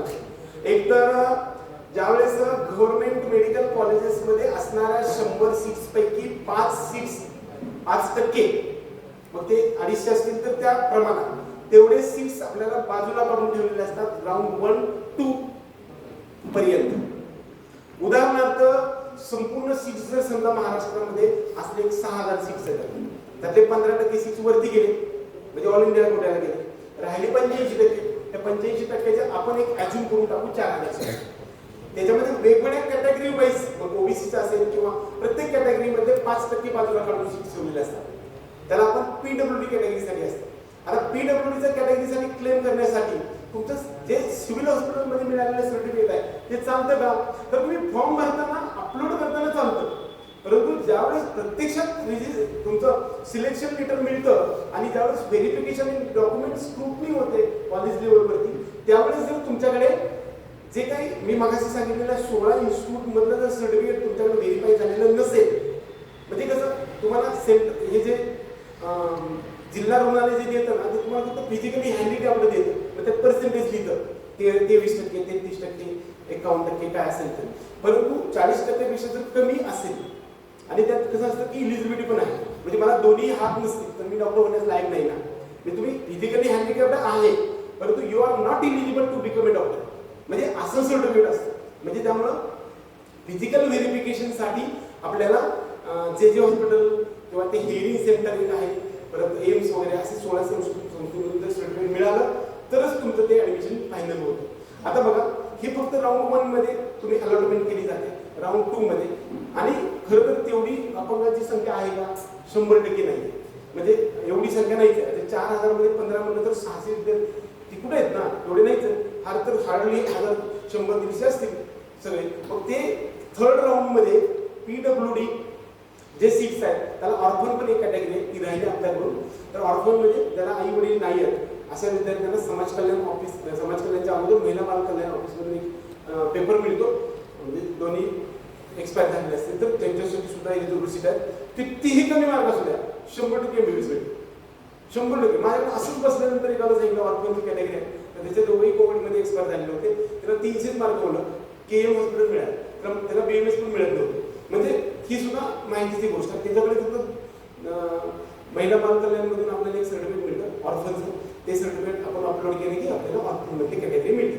तर पहिल्या 2 राऊंडमध्ये ऑर्फन असेल किंबहुना PWD असेल ह्याच्यासाठीचं जे काही अलॉटमेंटसाठी वाट पाहिली जाते. आणि राऊंड 3 मध्ये मात्र PWDच्या कॅटेगरीला EMR म्हणतात, त्याला EMR आणि EMD म्हणतात, इयर मार्किंग डोनर आणि इयर मार्किंग रिसिव्हर म्हणतात. ही कॅटेगरीचे सर्टिफिकेट जे काही विद्यार्थी आहे नाही मिळाले म्हणून त्या कॅटेगरीला वर्ग केले जातात. म्हणून तर आपण नेहमी म्हणतो ना मॉकअपमध्ये आपल्याला मिळेल का, मॉकअपमध्ये मेरिट कमी असतं, तर हे PWDचे 6 इकडे वर्ग होतात, त्यामुळे मेरिट खाली येण्याची पॉसिबिलिटी असते. त्यामुळं जर मिळालं नाही विद्यार्थी 3rd राऊंडमध्ये पर्यंत तर ते वर्ग त्यांच्या कॅटेगरीला केले जातात. आलं उत्तर? राईट. फक्त गुजरातीमध्ये गुजरातचे टीचर असेल तो महाराष्ट्र त्याचे मूळ तो महाराष्ट्र. गुजरातचे सर्व्हिस असेल टीचर क्लास टीचर असेल आणि त्याला महाराष्ट्रात शिकवता असेल तर त्याला नॉन क्रिमिनल महाराष्ट्रामध्ये भेटेल का, गुजरातचे भेटेल का? एक तर पहिली गोष्ट तुमचं म्हणणं असं आहे की तुमचं डोमिसाईल गुजरातचं आहे. नाही, माझे डोमिसाईल महाराष्ट्राचे आहे पण मी नोकरी करतो गुजरातला. हा, म्हणजे तुमचं डोमिसाईल जर महाराष्ट्रातलं असेल आणि तुमच्या विद्यार्थ्याचं डोमिसाईल जर महाराष्ट्रातलं असेल तर तुम्ही कुठेही नोकरी करा, काही संबंध येत नाही, तुम्हाला सगळं बेनिफिट मिळणार. येस, तुमची कॅटेगरी जी असेल त्याचं मिळेल. पण तुम्ही उत्तर प्रदेशमधले असाल, तिकडे SC कॅटेगरीचा असाल किंवा OBCचे असाल आणि तुम्ही महाराष्ट्रामध्ये 5 वर्षापासून 7 वर्षापासून 10-15 वर्षापेक्षा जास्त राहत असाल, तुम्हाला डोमिसाईल आता महाराष्ट्रातलं मिळालेलं आहे. तुमचा जन्म पण मुलाचा इथं महाराष्ट्रात झाला, पण कास्ट सर्टिफिकेट तुमचं UPचं आहे, दॅट इज नॉट व्हॅलिड. तुम्हाला इकडे ओपन मधून काम करावं लागेल. तुम्ही जरी कुठेही गेलं, तुमचं डोमिसाईल महाराष्ट्रातलं असेल आणि तुमचं कास्ट व्हॅलिडिटी सर्टिफिकेट आणि नॉन क्रिमिनल महाराष्ट्रातलं असलं, you are eligible, no problem. तुम्ही गुजरातमध्ये नोकरी करा किंवा काश्मीरमध्ये, काही प्रॉब्लेम.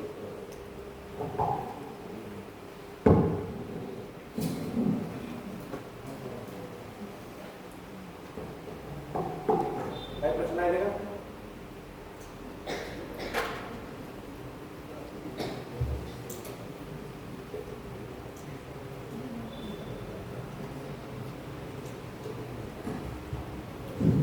आहे का प्रश्न? मला वाटतंय सगळ्या गोष्टी मी सांगितलेल्या आहेत ते बरेचशा डोक्यावरून गेलेले आहेत, काही काळजी करण्याचं काम नाही. इथून बाहेर पडल्यानंतर सर्वजण अगदी आमच्या टीचर्स पासून ते सगळं विद्यार्थी आणि आपल्या सोबत असणारे सर्व विद्यार्थी करिअर मेकिंग गायडन्सचा आमचा चॅनल सबस्क्राईब करतील आणि तुमचे सगळे जे प्रश्न आहेत ते सगळे प्रश्न तुम्हाला तुमच्या आयुष्याच्या महत्त्वाच्या टप्प्यावरती 100% उपयोगाला येतील. एव्हरी टाईम कोणत्याही टप्प्यावरती तुमचा जो आयुष्याचा महत्त्वाचा टप्पा आहे त्यावरती कोणताही वेळ ती निघून गेलेली नसते. Every time is right time. हळूहळू पुढे सरकत राहा. कालपेक्षा मी आज काही नवीन शिकलो याच्याकडे कॉन्सन्ट्रेट करा. 100% 720 कडे झेपावा. तुमच्यातले 100% एकतरी विद्यार्थी 720चा मला मिळेल असाच आशावाद तुम्हाला या निमित्तानं व्यक्त करतो आणि तुमच्या आयुष्याच्या आणि जीवनाच्या त्याही पलीकडे जाऊन तुमच्या पिढ्यातून ज्यावेळेस आपला पेशा आपल्या पुढच्या पिढीला देण्याचा प्रयत्न करतो. आणि हेच मी मगाशी सांगितलेलं होतं की आपली जात बदलण्याची जी सिस्टम आहे ती इथं आहे. खरं तर जात ही सिस्टम होती ती आपल्या व्यवसायावर नव्हती. आपला वडील जे व्यवसाय करायचे ती जात बनत गेली, त्याला आपण टाईप्स म्हणतो. आता जात मात्र एक मोठा टॉपिक होऊन बसलेला आहे, परंतु जी व्यवसाय बदलणारी जी सिस्टम आहे ती या टप्प्यावरती तुम्हाला बदलणार आहे. माझा वडील शिक्षक होता, ते आता मी डॉक्टर बनेल किंवा पुढे इंजिनियर बनेल किंवा माझं व्यवसाय बदलण्याची जी काही सिस्टम आहे याच्यावरती सकारात्मक दृष्टीने तुम्ही सर्वजण प्रयत्न करा आणि तुमच्या आयुष्यातला प्रत्येक टप्प्यावरती तुम्ही यशस्वी व्हाल आणि मोठी शिखरे पादाक्रांत कराल. प्रश्न सर हम इधर PCM वाले भी आए थे, मतलब जी वाले, तो उनके लिए कुछ राइट. प्रश्न क्वेश्चन पूछो राइट तो हम जेई वाले आए थे तो हमारे लिए कुछ जेई के लिए एक बात बता था इम्पॉर्टंट मराठीतच मी सांगतो. एक तर JEE साठी मॅथमॅटिक्स फिजिक्स आणि केमिस्ट्री या सगळ्यांसाठी 10वी आणि 12वी साठी तुम्हाला 75% मार्क्स पाहिजेत आणि जेई मेन्स आणि ॲडव्हान्स या परीक्षामध्ये 2 परीक्षा असतात. त्याच्यातला जो काही जास्त स्कोर आहे तो पकडला जातो आणि त्याच्यामधून तुमचं निवड होत असते. त्याच्यामध्ये टॉपच्या कॉलेजमध्ये म्हणजेच IIT मध्ये आपल्याला ॲडमिशन मिळतं. त्यानंतर IIIT मध्ये ॲडमिशन मिळतं. त्याचबरोबर NIT मध्ये ॲडमिशन मिळतं. हे सगळे जवळपास 36,000च्या आसपास देशामध्ये सीट्स आहेत. त्याची सुद्धा काउन्सिलिंग प्रोसेस असते. त्या ठिकाणी सुद्धा फी माफी आपल्या कॅटेगरीनुसार मिळते आणि या सर्व मधून आपल्याला जर ॲडमिशन नाही मिळालं तर महाराष्ट्र राज्यामध्ये असणाऱ्या गव्हर्नमेंट मेडिकल कॉलेजेसमध्ये खूप चांगले कॉलेजेस आहेत की ज्याच्यामध्ये कॅम्पसमध्ये आपल्याला सिलेक्शन होतं. अशा प्रकारच्या गव्हर्नमेंट प्रायव्हेट किंवा काही अशा ॲटॉनॉमस सुद्धा युनिव्हर्सिटी आहेत की ज्यामध्ये सुद्धा एज्युकेशन इंजिनिअरिंगचं घेणं हे आपल्या करिअरला मोठं म्हणजे करिअरला वाट मिळण्यासारखं असतं. स्कोर मिळालाच तर चांगलंच आहे, नाही मिळालं तरी इंजिनिअरिंगमध्ये आपल्याला खूप कमी जरी स्कोर असेल तरी प्रायव्हेटमध्ये वेगवेगळ्या सिव्हिलपासून ते टेक्स्टाईलपर्यंत वेगवेगळ्या 11 ते 14 ब्रांचेसमध्ये ॲडमिशन घेता येऊ शकतात.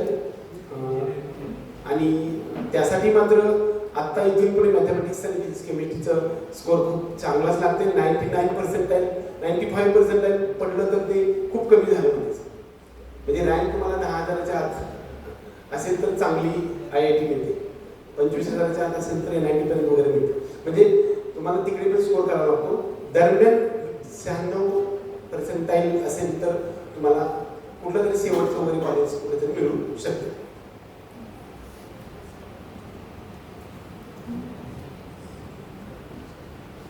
मला वाटतं आत्ताचं सेशन खूप छान झालं. सगळ्यांना चांगलं समजण्याचा प्रयत्न झालाय.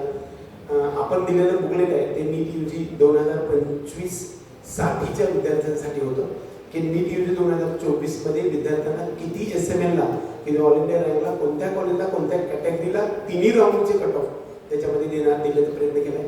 काही FAQ पण दिले फ्रिक्वेंटली आस्किंग क्वेश्चन्स. त्याचबरोबर पुढे जाऊन ते काही कॅटेगरीच्या संदर्भामध्ये फीच्या संदर्भामध्ये या सर्व गोष्टी सांगितलेल्या आहेत. ते घरी नेऊन टाकून देऊ नका. फार कष्टानं बनवले कारण एखादी जे सिलेबसचं बुक असतं ते कुठून तरी गाईडलाईन्सच्या माध्यमातून आपण बनवतो आणि त्यासाठी कसल्या प्रकारचे गाईडलाईन नसताना आपण युनिक इनोव्हेटिव्ह सिस्टमच्या माध्यमातून आपण बनवण्याचा प्रयत्न केला आणि तुम्हाला मी इतर डोअरस्टेपपर्यंत देण्याचा प्रयत्न केला.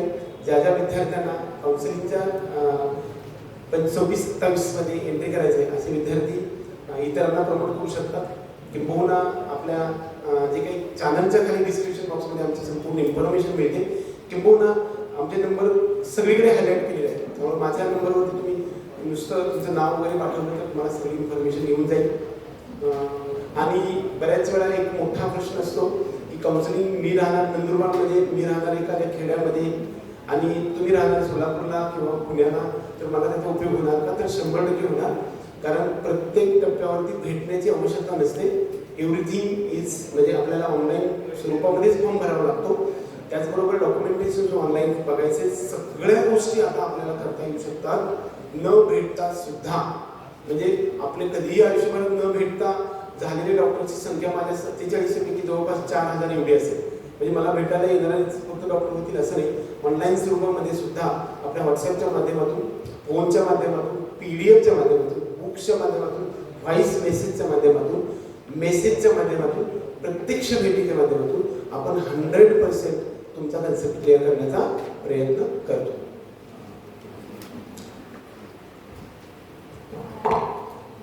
चार वाजले. आता प्रश्नावली असेल तरी राईट. सर ओपन EBC का क्या प्रोसेस होता है? कट ऑफ का ओपन EBC. हाँ, कट ऑफ म्हणजे काय? बरोबर. कट ऑफ क्या होता है? Open EBC. Open EBC cut off. EBC का कट ऑफ कितना होता है? हाँ राईट. ठीक आहे. आता कट ऑफ हा सर्वात महत्त्वाचा टॉपिक आहे आणि तो जिव्हाळ्याचा आहे. त्या कट ऑफच्या वरती जर मला मार्क्स पडले तरच माझं सिलेक्शन होणार. मग ते MBBS ला सध्या फुल स्कोप आहे. त्यामुळे आता ओपन कॅटेगरीचा कट ऑफ जो आहे तो गव्हर्नमेंट MBBS चा 45,000च्या आसपास आपल्याला रँक मिळवायचा. खरं तर मी थोडंसं खालीच सांगतो, 42-43,000 किंवा 40,000 हा सेट ऑल इंडिया रँक आहे. आता तुम्ही स्कोर विचारा तर स्कोर आज डिफरंट होणार आहे. एक्झामिनेशन पेपरची डिफिकल्टी लेवल असते, बरोबर. त्याचबरोबर विद्यार्थ्यांची त्या वर्षी बसणाऱ्यांची संख्या किती आहे त्यावर आहे. समजा त्याचा स्कोप कमी झाला आणि 10 लाख विद्यार्थी बसले तर तो मेरिट खाली येणार. विद्यार्थ्यांची संख्या 22 लाख 23 लाख व्हायला लागली. त्यामुळं ऑल इंडिया रँकला मोस्ट इम्पॉर्टंट थिंग होते.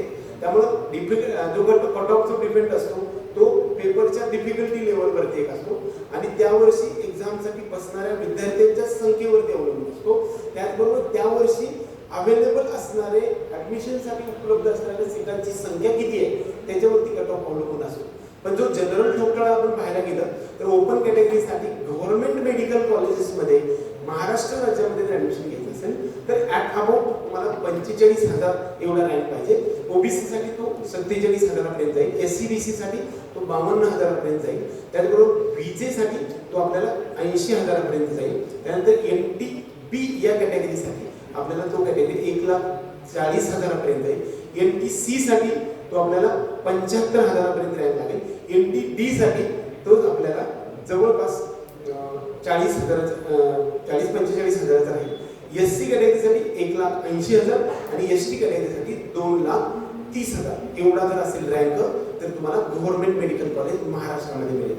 तेच जर प्रायव्हेट मेडिकल कॉलेजमध्ये बघायला गेले तर ओपन कॅटेगरीसाठी 85,000 ते 90,000 एवढा रँक एससी-बीसी, ईडब्ल्यूएस, ओबीसी आणि ओपन या कॅटेगरीच्या आणि एनटीटी या विद्यार्थ्यांसाठी लागेल. एनटीसी साठी दरम्यान 95,000, एनटीडी साठी परत 90,000, एससी साठी तुम्हाला 1,80,000-85,000 आणि एसटी साठी 2,90,000 किंवा 3,10,000 पर्यंत रँक असेल तरी एसटी कॅटेगरीसाठी आपल्याला एमबीबीएसचं प्रायव्हेट कॉलेज आपल्याला महाराष्ट्रामध्ये मिळू शकतो. कट ऑफ म्हणजे आपल्याला जिथपर्यंत आपल्या कॅटेगरीचे विद्यार्थी संपून जातील तो सगळ्यात खालचा कट ऑफ, त्याच्या वरच्याला सगळ्यांना ऍडमिशन मिळत असतं. कट ऑफ समजला?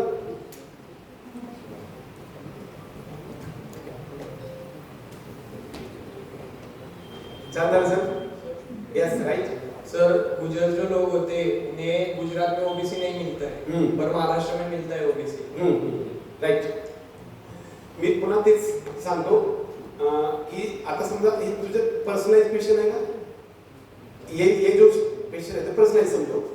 यदि एखादी कॅटेगरी एखादी जात असते ती एखाद्या राज्याच्या जे काही जातनिहाय कॉन्स्टिट्यूशन रिझर्वेशन केलेलं आहे त्याच्यामध्ये जर इन्क्लूड केलेली असेल तर तुम्हाला त्या कॅटेगरीचं ते सर्टिफिकेट मिळतं. राईट.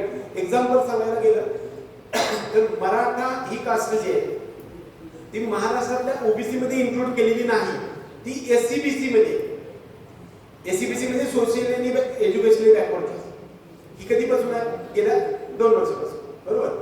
तर त्यांना ओबीसी मिळणार नाही, परंतु एससी-बीसी मध्ये पण ज्यांचं सिलेक्शन नाही आहे किंवा कोणत्याच कॉन्स्टिट्यूशन रिझर्वेशन मध्ये नाही अशा ओपन विद्यार्थ्यांना उत्पन्न 8 लाखाच्या कमी असेल तर ईडब्ल्यूएस नावाचं आरक्षण. आता हे काय सांगितलं की जे एखादी कॅटेगरीची एखादी जात आहे की जी त्या राज्यामध्ये ओबीसी आहे, उदाहरणार्थ असेल काय पटेल समाज असेल तर तिकडे ओबीसी आहे आणि इकडे नसेल तर तुमचं डोमिसाईल त्या ठिकाणी महत्वाचं आहे. म्हणजे तुमचं डोमिसाईल महाराष्ट्रातलं आहे, बरोबर, गुजरातचं, तुमचं डोमिसाईल गुजरातचं, राईट. तुम्ही शिकायला कुठे आहे? महाराष्ट्रामध्ये. म्हणजे तुमचं 10वी-12वी कुठं झालं? महाराष्ट्रामध्ये 10वी आणि 12वी दोन्ही शिक्षण महाराष्ट्रात झाले. 10वी ठीक आहे, 10वी मध्ये तर तुम्हाला एकच सांगत आहे की तुमचं डोमिसाईल जे आहे म्हणजे अधिवास प्रमाणपत्र, डोमिसाईल कळते का? डोमिसाईल समझ में आता है ना? ये यदि महाराष्ट्र का नहीं हो तो अभी आपको इधर महाराष्ट्र में 10वीं और 12वीं करने से बहुत नुकसान हो जाएगा. आपका डोमिसाइल महाराष्ट्र का होना, हे बघा सगळ्यात महत्त्वाचा एलिजिबिलिटी क्रायटेरिया ना, तुम्ही 10th और 12th 12वी आणि 10वी must be in Maharashtra as well as domicile must be in Maharashtra, तरच तुम्ही 85% साठी एलिजिबल आहे. नाही तर 15% ऑल इंडिया कोट्याच्या गव्हर्नमेंटमध्ये तुम्हाला स्कोर जास्त लागतो, किंवा प्रायव्हेट मधल्या 15% मॅनेजमेंट कोट्यासाठी त्याच्यासाठी पैसे खूप लागतात, 1.5 कोटी लागतात. त्यामुळे तुमचं डोमिसाईल जर महाराष्ट्रातलं नसेल, तुमचं जर डोमिसाईल गुजरातमधलं असेल आणि तुमचं आज 10वीची परीक्षा तुम्ही महाराष्ट्रातून देत असाल तर तुम्ही गुजरातमध्ये सुद्धा एलिजिबल नाही, कारण ते सुद्धा क्लोज स्टेट आहे आणि महाराष्ट्रात सुद्धा मध्ये एलिजिबल नाही. त्यामुळे अशा प्रकारचे दरवर्षी मला 2-5 विद्यार्थी सापडतात. म्हणजे हा महत्वाचा टॉपिक आहे. तर तुम्हाला डोमिसाईल महाराष्ट्रातलं असलं पाहिजे, हे महत्वाचं इम्पॉर्टंट डॉक्युमेंट आहे, ते तुम्ही अवेलेबल होत असलं पाहिजे, तरच तुमच्या स्कोरला अर्थ आहे. पॅरेंट्स डिफेन्स मध्ये आहेत का? पॅरेंट्स डिफेन्स मध्ये आहेत का? सेंट्रल गव्हर्नमेंट मध्ये आणि डिफेन्स मध्ये त्याला एक्झेम्पशन म्हणतो आपण. ते एक्झेम्पशन आहे 6.4 आणि 6.5 अशा प्रकारचं एक एक्झेम्पशन आहे जे आपल्याला नीट यूजी च्या जे इन्फॉर्मेशन ब्रोशर असतं सीईटी सेंटर, त्याच्यामध्ये इन्फॉर्मेशन ब्रोशर मध्ये एक्झेम्पशन सांगितलं की जर तुमचं डोमिसाईल गुजरातमधलं असेल आणि तुम्ही जर महाराष्ट्रामध्ये सेंट्रल गव्हर्नमेंट मध्ये ड्युटी करत असाल आणि त्यामुळे तुमच्या 11वी महाराष्ट्रात झाले असेल तर यू आर एलिजिबल फॉर 85% लोक. परंतु तुम्ही जर प्रायव्हेटमध्येच काम करत असाल तर यू आर नॉट एलिजिबल.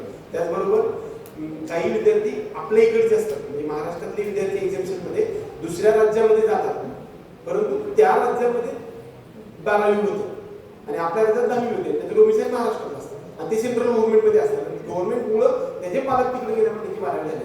असं जर असेल एक्झाम्शन तर तुम्हाला एलिजिबल केलं जातं, ते एक्झाम्शन मध्ये येतं. पण तुम्ही प्रायव्हेट मध्ये असाल आणि तुमचं जर असं 10वी-12वी इकडे होत असेल तर तुमच्यासाठी खूप मोठा प्रॉब्लेम क्रिएट होतो, त्याचं सोल्युशन सुद्धा नाही पुढे.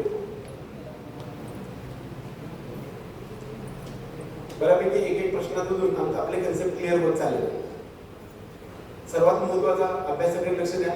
कॅटेगरीचं बेनिफिट तर मी मिळूनच देईन तुम्हाला, पैशामधलं बेनिफिट तर मी 100% तुम्हाला मिळून देईन, परंतु स्कोर मात्र आत्ता मात्र तुमच्याकडे करण्याची संधी आहे ती आपल्या शिक्षकांना.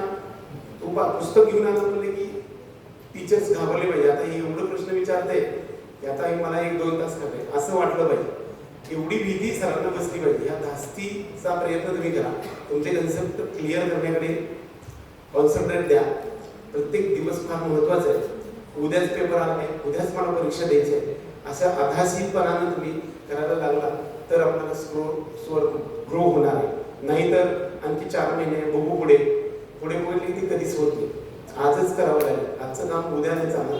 आज करायला गेलं तर आजच शिक्षकाला गाठा, त्यांना विचारा तुमचे कन्सेप्ट क्लिअर झाले पाहिजे. नाही झालं तर तुम्ही जगाच्या पाठीवर मागं पडणार. शिक्षक घाबरले पाहिजे, एवढे डाऊट्स आले पाहिजे. आता मला सुद्धा तुम्ही पळवून लावायला पाहिजे, एवढे प्रश्न आले पाहिजे. Very good. सर्वांना या सेशनमध्ये सर्वजण शांतपणे तुम्ही ऐकून घेतलं. आपल्याकडे असणाऱ्या ड्रॉप ऑफ दी क्वेश्चन, संपूर्ण भारत देशाच्या आणि जगाच्या पाठीवर असणाऱ्या संपूर्ण अगाध ज्ञानाच्या सागरापुढे माझ्याकडे असणारा एक थेंब मी तुमच्यासमोर मांडण्याचा प्रयत्न केला आणि तो तुम्ही शांतपणे ऐकून घेतला आणि तुमच्या ह्या बिझी शेड्यूलमधून माझ्यासाठी किंवा तुमच्या करिअरसाठी 2 ते 3 तास दिले. त्याच्यासाठी आपल्या KR इन्स्टिट्यूटचे आमचे मित्र आदरणीय सिद्धार्थ वाणी साहेबांनी आम्हाला इथं एवढ्या दूरून येण्याची संधी उपलब्ध करून दिली आणि एक व्यासपीठावरती आपल्याकडचं ज्ञान तुमच्या आयुष्यभरामध्ये उपयोगी यावं यासाठीची संधी उपलब्ध करून दिली. त्याबद्दल सरांचं आणि त्यांच्या टीमचं आणि त्या सर्व फॅकल्टीचं मी मनापासून आभार मानून आजचा हा सेशन संपवतो. जय हिंद, जय महाराष्ट्र.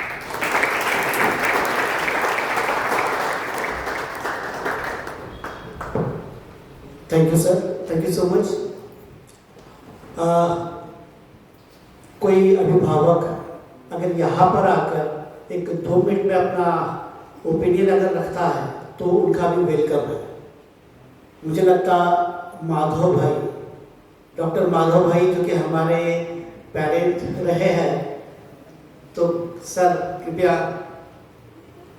मंच पर आइए. आप वहां से बोलेंगे तो भी कोई दिक्कत नहीं है, आप मराठी में बताइए, हिंदी में बताइए, कोई दिक्कत. धन्यवाद सर, धन्यवाद.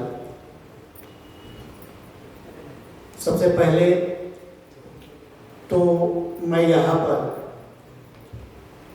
अलमाइटी गॉड इनका धन्यवाद करना चाहूँगा कि जिन्होंने ये एक बहुत ही खूबसूरत दिन हमें दिया कि इस दिन हमने दोनों ही सेशन में डॉक्टर साहब को बड़ी खूबसूरती से उन्होंने उनका जितना ज्ञान मुझे था उससे ज़्यादा बहुत ही एक हाई एनर्जी से हमारे सामने रखा।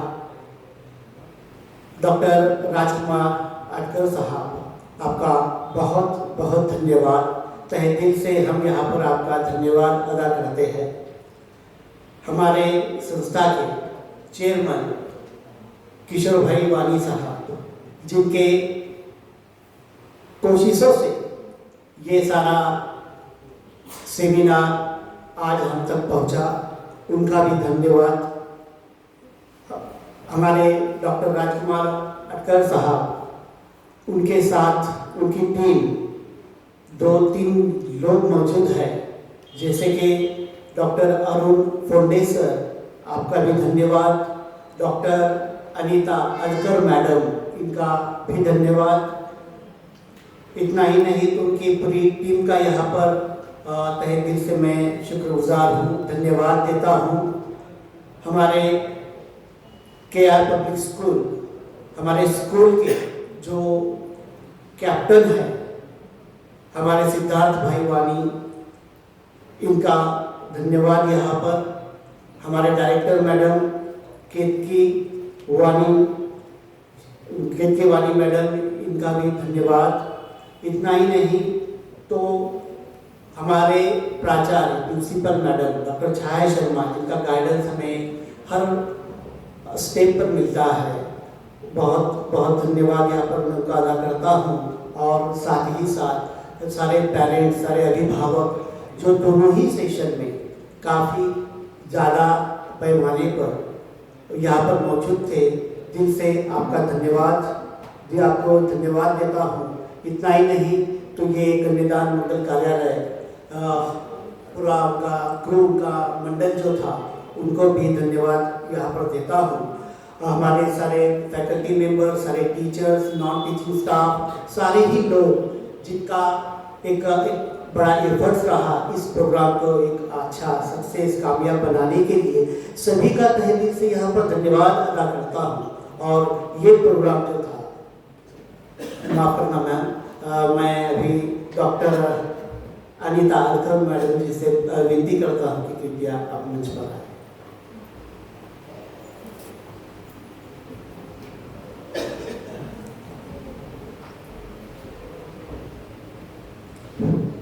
सगळ्यांना माझा नमस्कार। मी काही खूप वेळ घेणार नाहीये, पण मला जी माझी 8 दिवसापासूनची घाई होती नंदुरबारला यायची, आणि या नंदुरबारबद्दल मला काय वाटलं ते व्यक्त करण्यासाठी मी सरांकडून 2 मिनिट टाइम मागून घेतला। कारण आता सरांनी आपल्या गायडन्सबद्दल तर सगळं सांगितलंच आहे, तर फक्त मला आज हे KR पब्लिक स्कूल आणि उडान टीम याच्याबद्दल एवढंच म्हणावं वाटतं की नंदुरबार जिल्हा हा आदिवासी जिल्हा म्हणून घोषित केलेला आहे। पण मला असं वाटतं या संस्थेबद्दल असं म्हणावं वाटतं, हिरवे हिरवे गार गालीचे हरित तृणाच्या मखमालीचे, हिरवे हिरवे गार गालीचे हरित तृणाच्या मखमालीचे, किती करावे वर्णन या KR पब्लिक स्कूल आणि उडान टीमचे। का तर कसं असतं, आता इथल्या लोकांना अट्रॅक्शन आपल्याला कशाचं असतं की लातूर पॅटर्न आणि कोठा, पण मला इथं आल्यानंतर खूप खूप आनंद झाला की मी आता सरांचे बुक्स पाहिले। कारण मी गेली 5-6 वर्ष माझ्या मुलांसाठी मी अख्खं नीटची परीक्षा आम्ही दोघांनी दिली, तर आम्ही ॲटलिस्ट म्हणजे मी प्रायव्हेटला सर आमची गव्हर्नमेंटला गेले असते, एवढे तरी मार्क्स आम्हाला निश्चित पडले असते, कारण आम्ही दोघांनी मुलांसोबत आम्हीही अभ्यास केलेला आहे। तर इथे मी आता सरांचे बुक्स पाहिले की अगदी ते 6वी पासून पाया पक्का करतायत। एक बुक आता मी 2-4 बुक्स पाहिले तर त्यांचं ते बुक जे आहे ते चॅप्टर वाईज केलेलं आहे, म्हणजे त्यांनी अगदी सखोल म्हणजे एका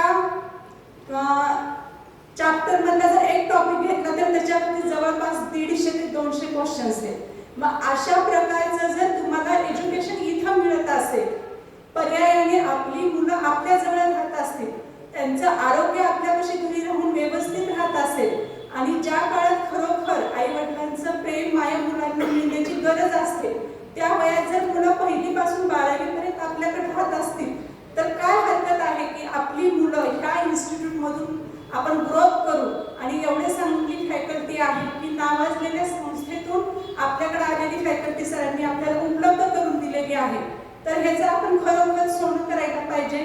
मला असं वाटतं हवं ते हुकत जातं, नको ते मिळत जातं. हवं ते हुकत जातं, नको ते मिळत जातं. अशा वेळी काय करावं? चैत्राच्या प्रखर उन्हातही झाडांना पालवी फुटतेच की. म्हणजेच काही पॅरेंट्सला पैशाअभावी आपण कोठा किंवा लातूर, पुणे, मुंबई या ठिकाणी ठेवू शकत नाही. तर आपल्याला सरांनी खूप छान संधी उपलब्ध करून दिली की त्या गोष्टी तुम्हाला इथंच मिळत आहेत. तर मला असं वाटतं की जसं लातूर पॅटर्न हे नाव प्रसिद्ध झालेलं आहे तर ही फॅकल्टी आपल्या समोर जी बसलेली आहे ती नक्कीच उद्या आपल्याला नंदुरबार पॅटर्न किंवा KR पॅटर्न म्हणून नावाला उदयास नक्की येणार आहे. तर त्यासाठी आपण पॅरेंट्सनी जास्तीत जास्त की इथे आपण ऍडमिशन घेतल्यानंतर आपल्याला सर काय देतात त्याच्यावर जर भर दिला आणि अगदी आपण सरांवर आणि मुलांवर डिपेंड न राहता आपल्या पॅरेंट्सची सुद्धा काही जबाबदारी आहे की जसं की मी माझ्या मुलांसोबत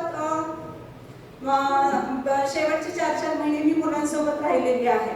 तर त्यावेळेस असं की आता सरांनी सांगितलं की आपल्या आजूबाजूला जे काही चाललेलं आहे ते सुद्धा मुलांच्या भवितव्यावर किंवा त्यांच्या अभ्यासावर खूप परिणाम करतं. तर आपण ह्यातले असे किती पॅरेंट्स आहेत की मुलांनी पेपर देऊन आलाय, वीकली टेस्ट होतात, टॉपिक वाईज होतात, मॉक टेस्ट होतात की मुलगा पेपरवरून आलाय आणि त्याला पहिल्या अर्ध्या तासात फोन करणार किती पॅरेंट्स आहेत की तू पेपर पूर्ण सोडवला का, किती चुकले.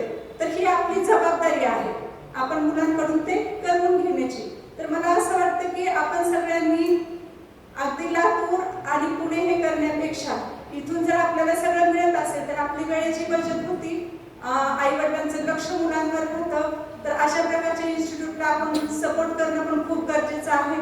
सर ती OSS जसं असतं वाळवंटात तशा प्रकारे तुम्ही नंदुरबारमध्ये ही अशा टाईपची संस्था रन करताय आणि निश्चितच पुढे लातूर पॅटर्न जसं नावारूपास आलंय तसं कदाचित आपण नंदुरबार पॅटर्न नावारूपास येण्यासाठी आपण सगळेजण खूप प्रयत्न करूया.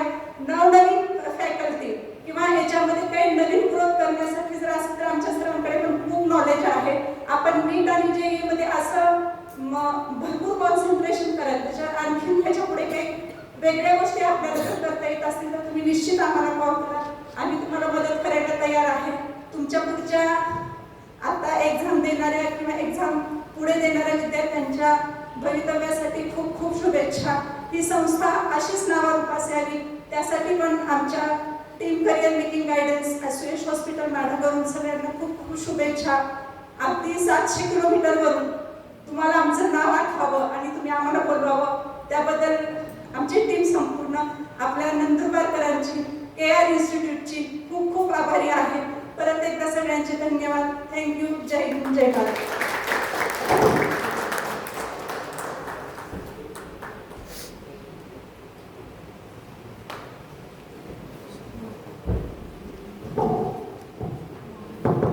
Thank you ma'am, thank you so much. फिर से सभी का यहाँ पर धन्यवाद. काफ़ी वैल्यूएबल वक्त आपने यहाँ पर दिया है. सभी को फिर से धन्यवाद करता हूँ और ये जो प्रोग्राम था यहाँ पर खत्म हुआ ये डिक्लेयर करता हूँ. जय हिंद, जय भारत, जय महाराष्ट्र.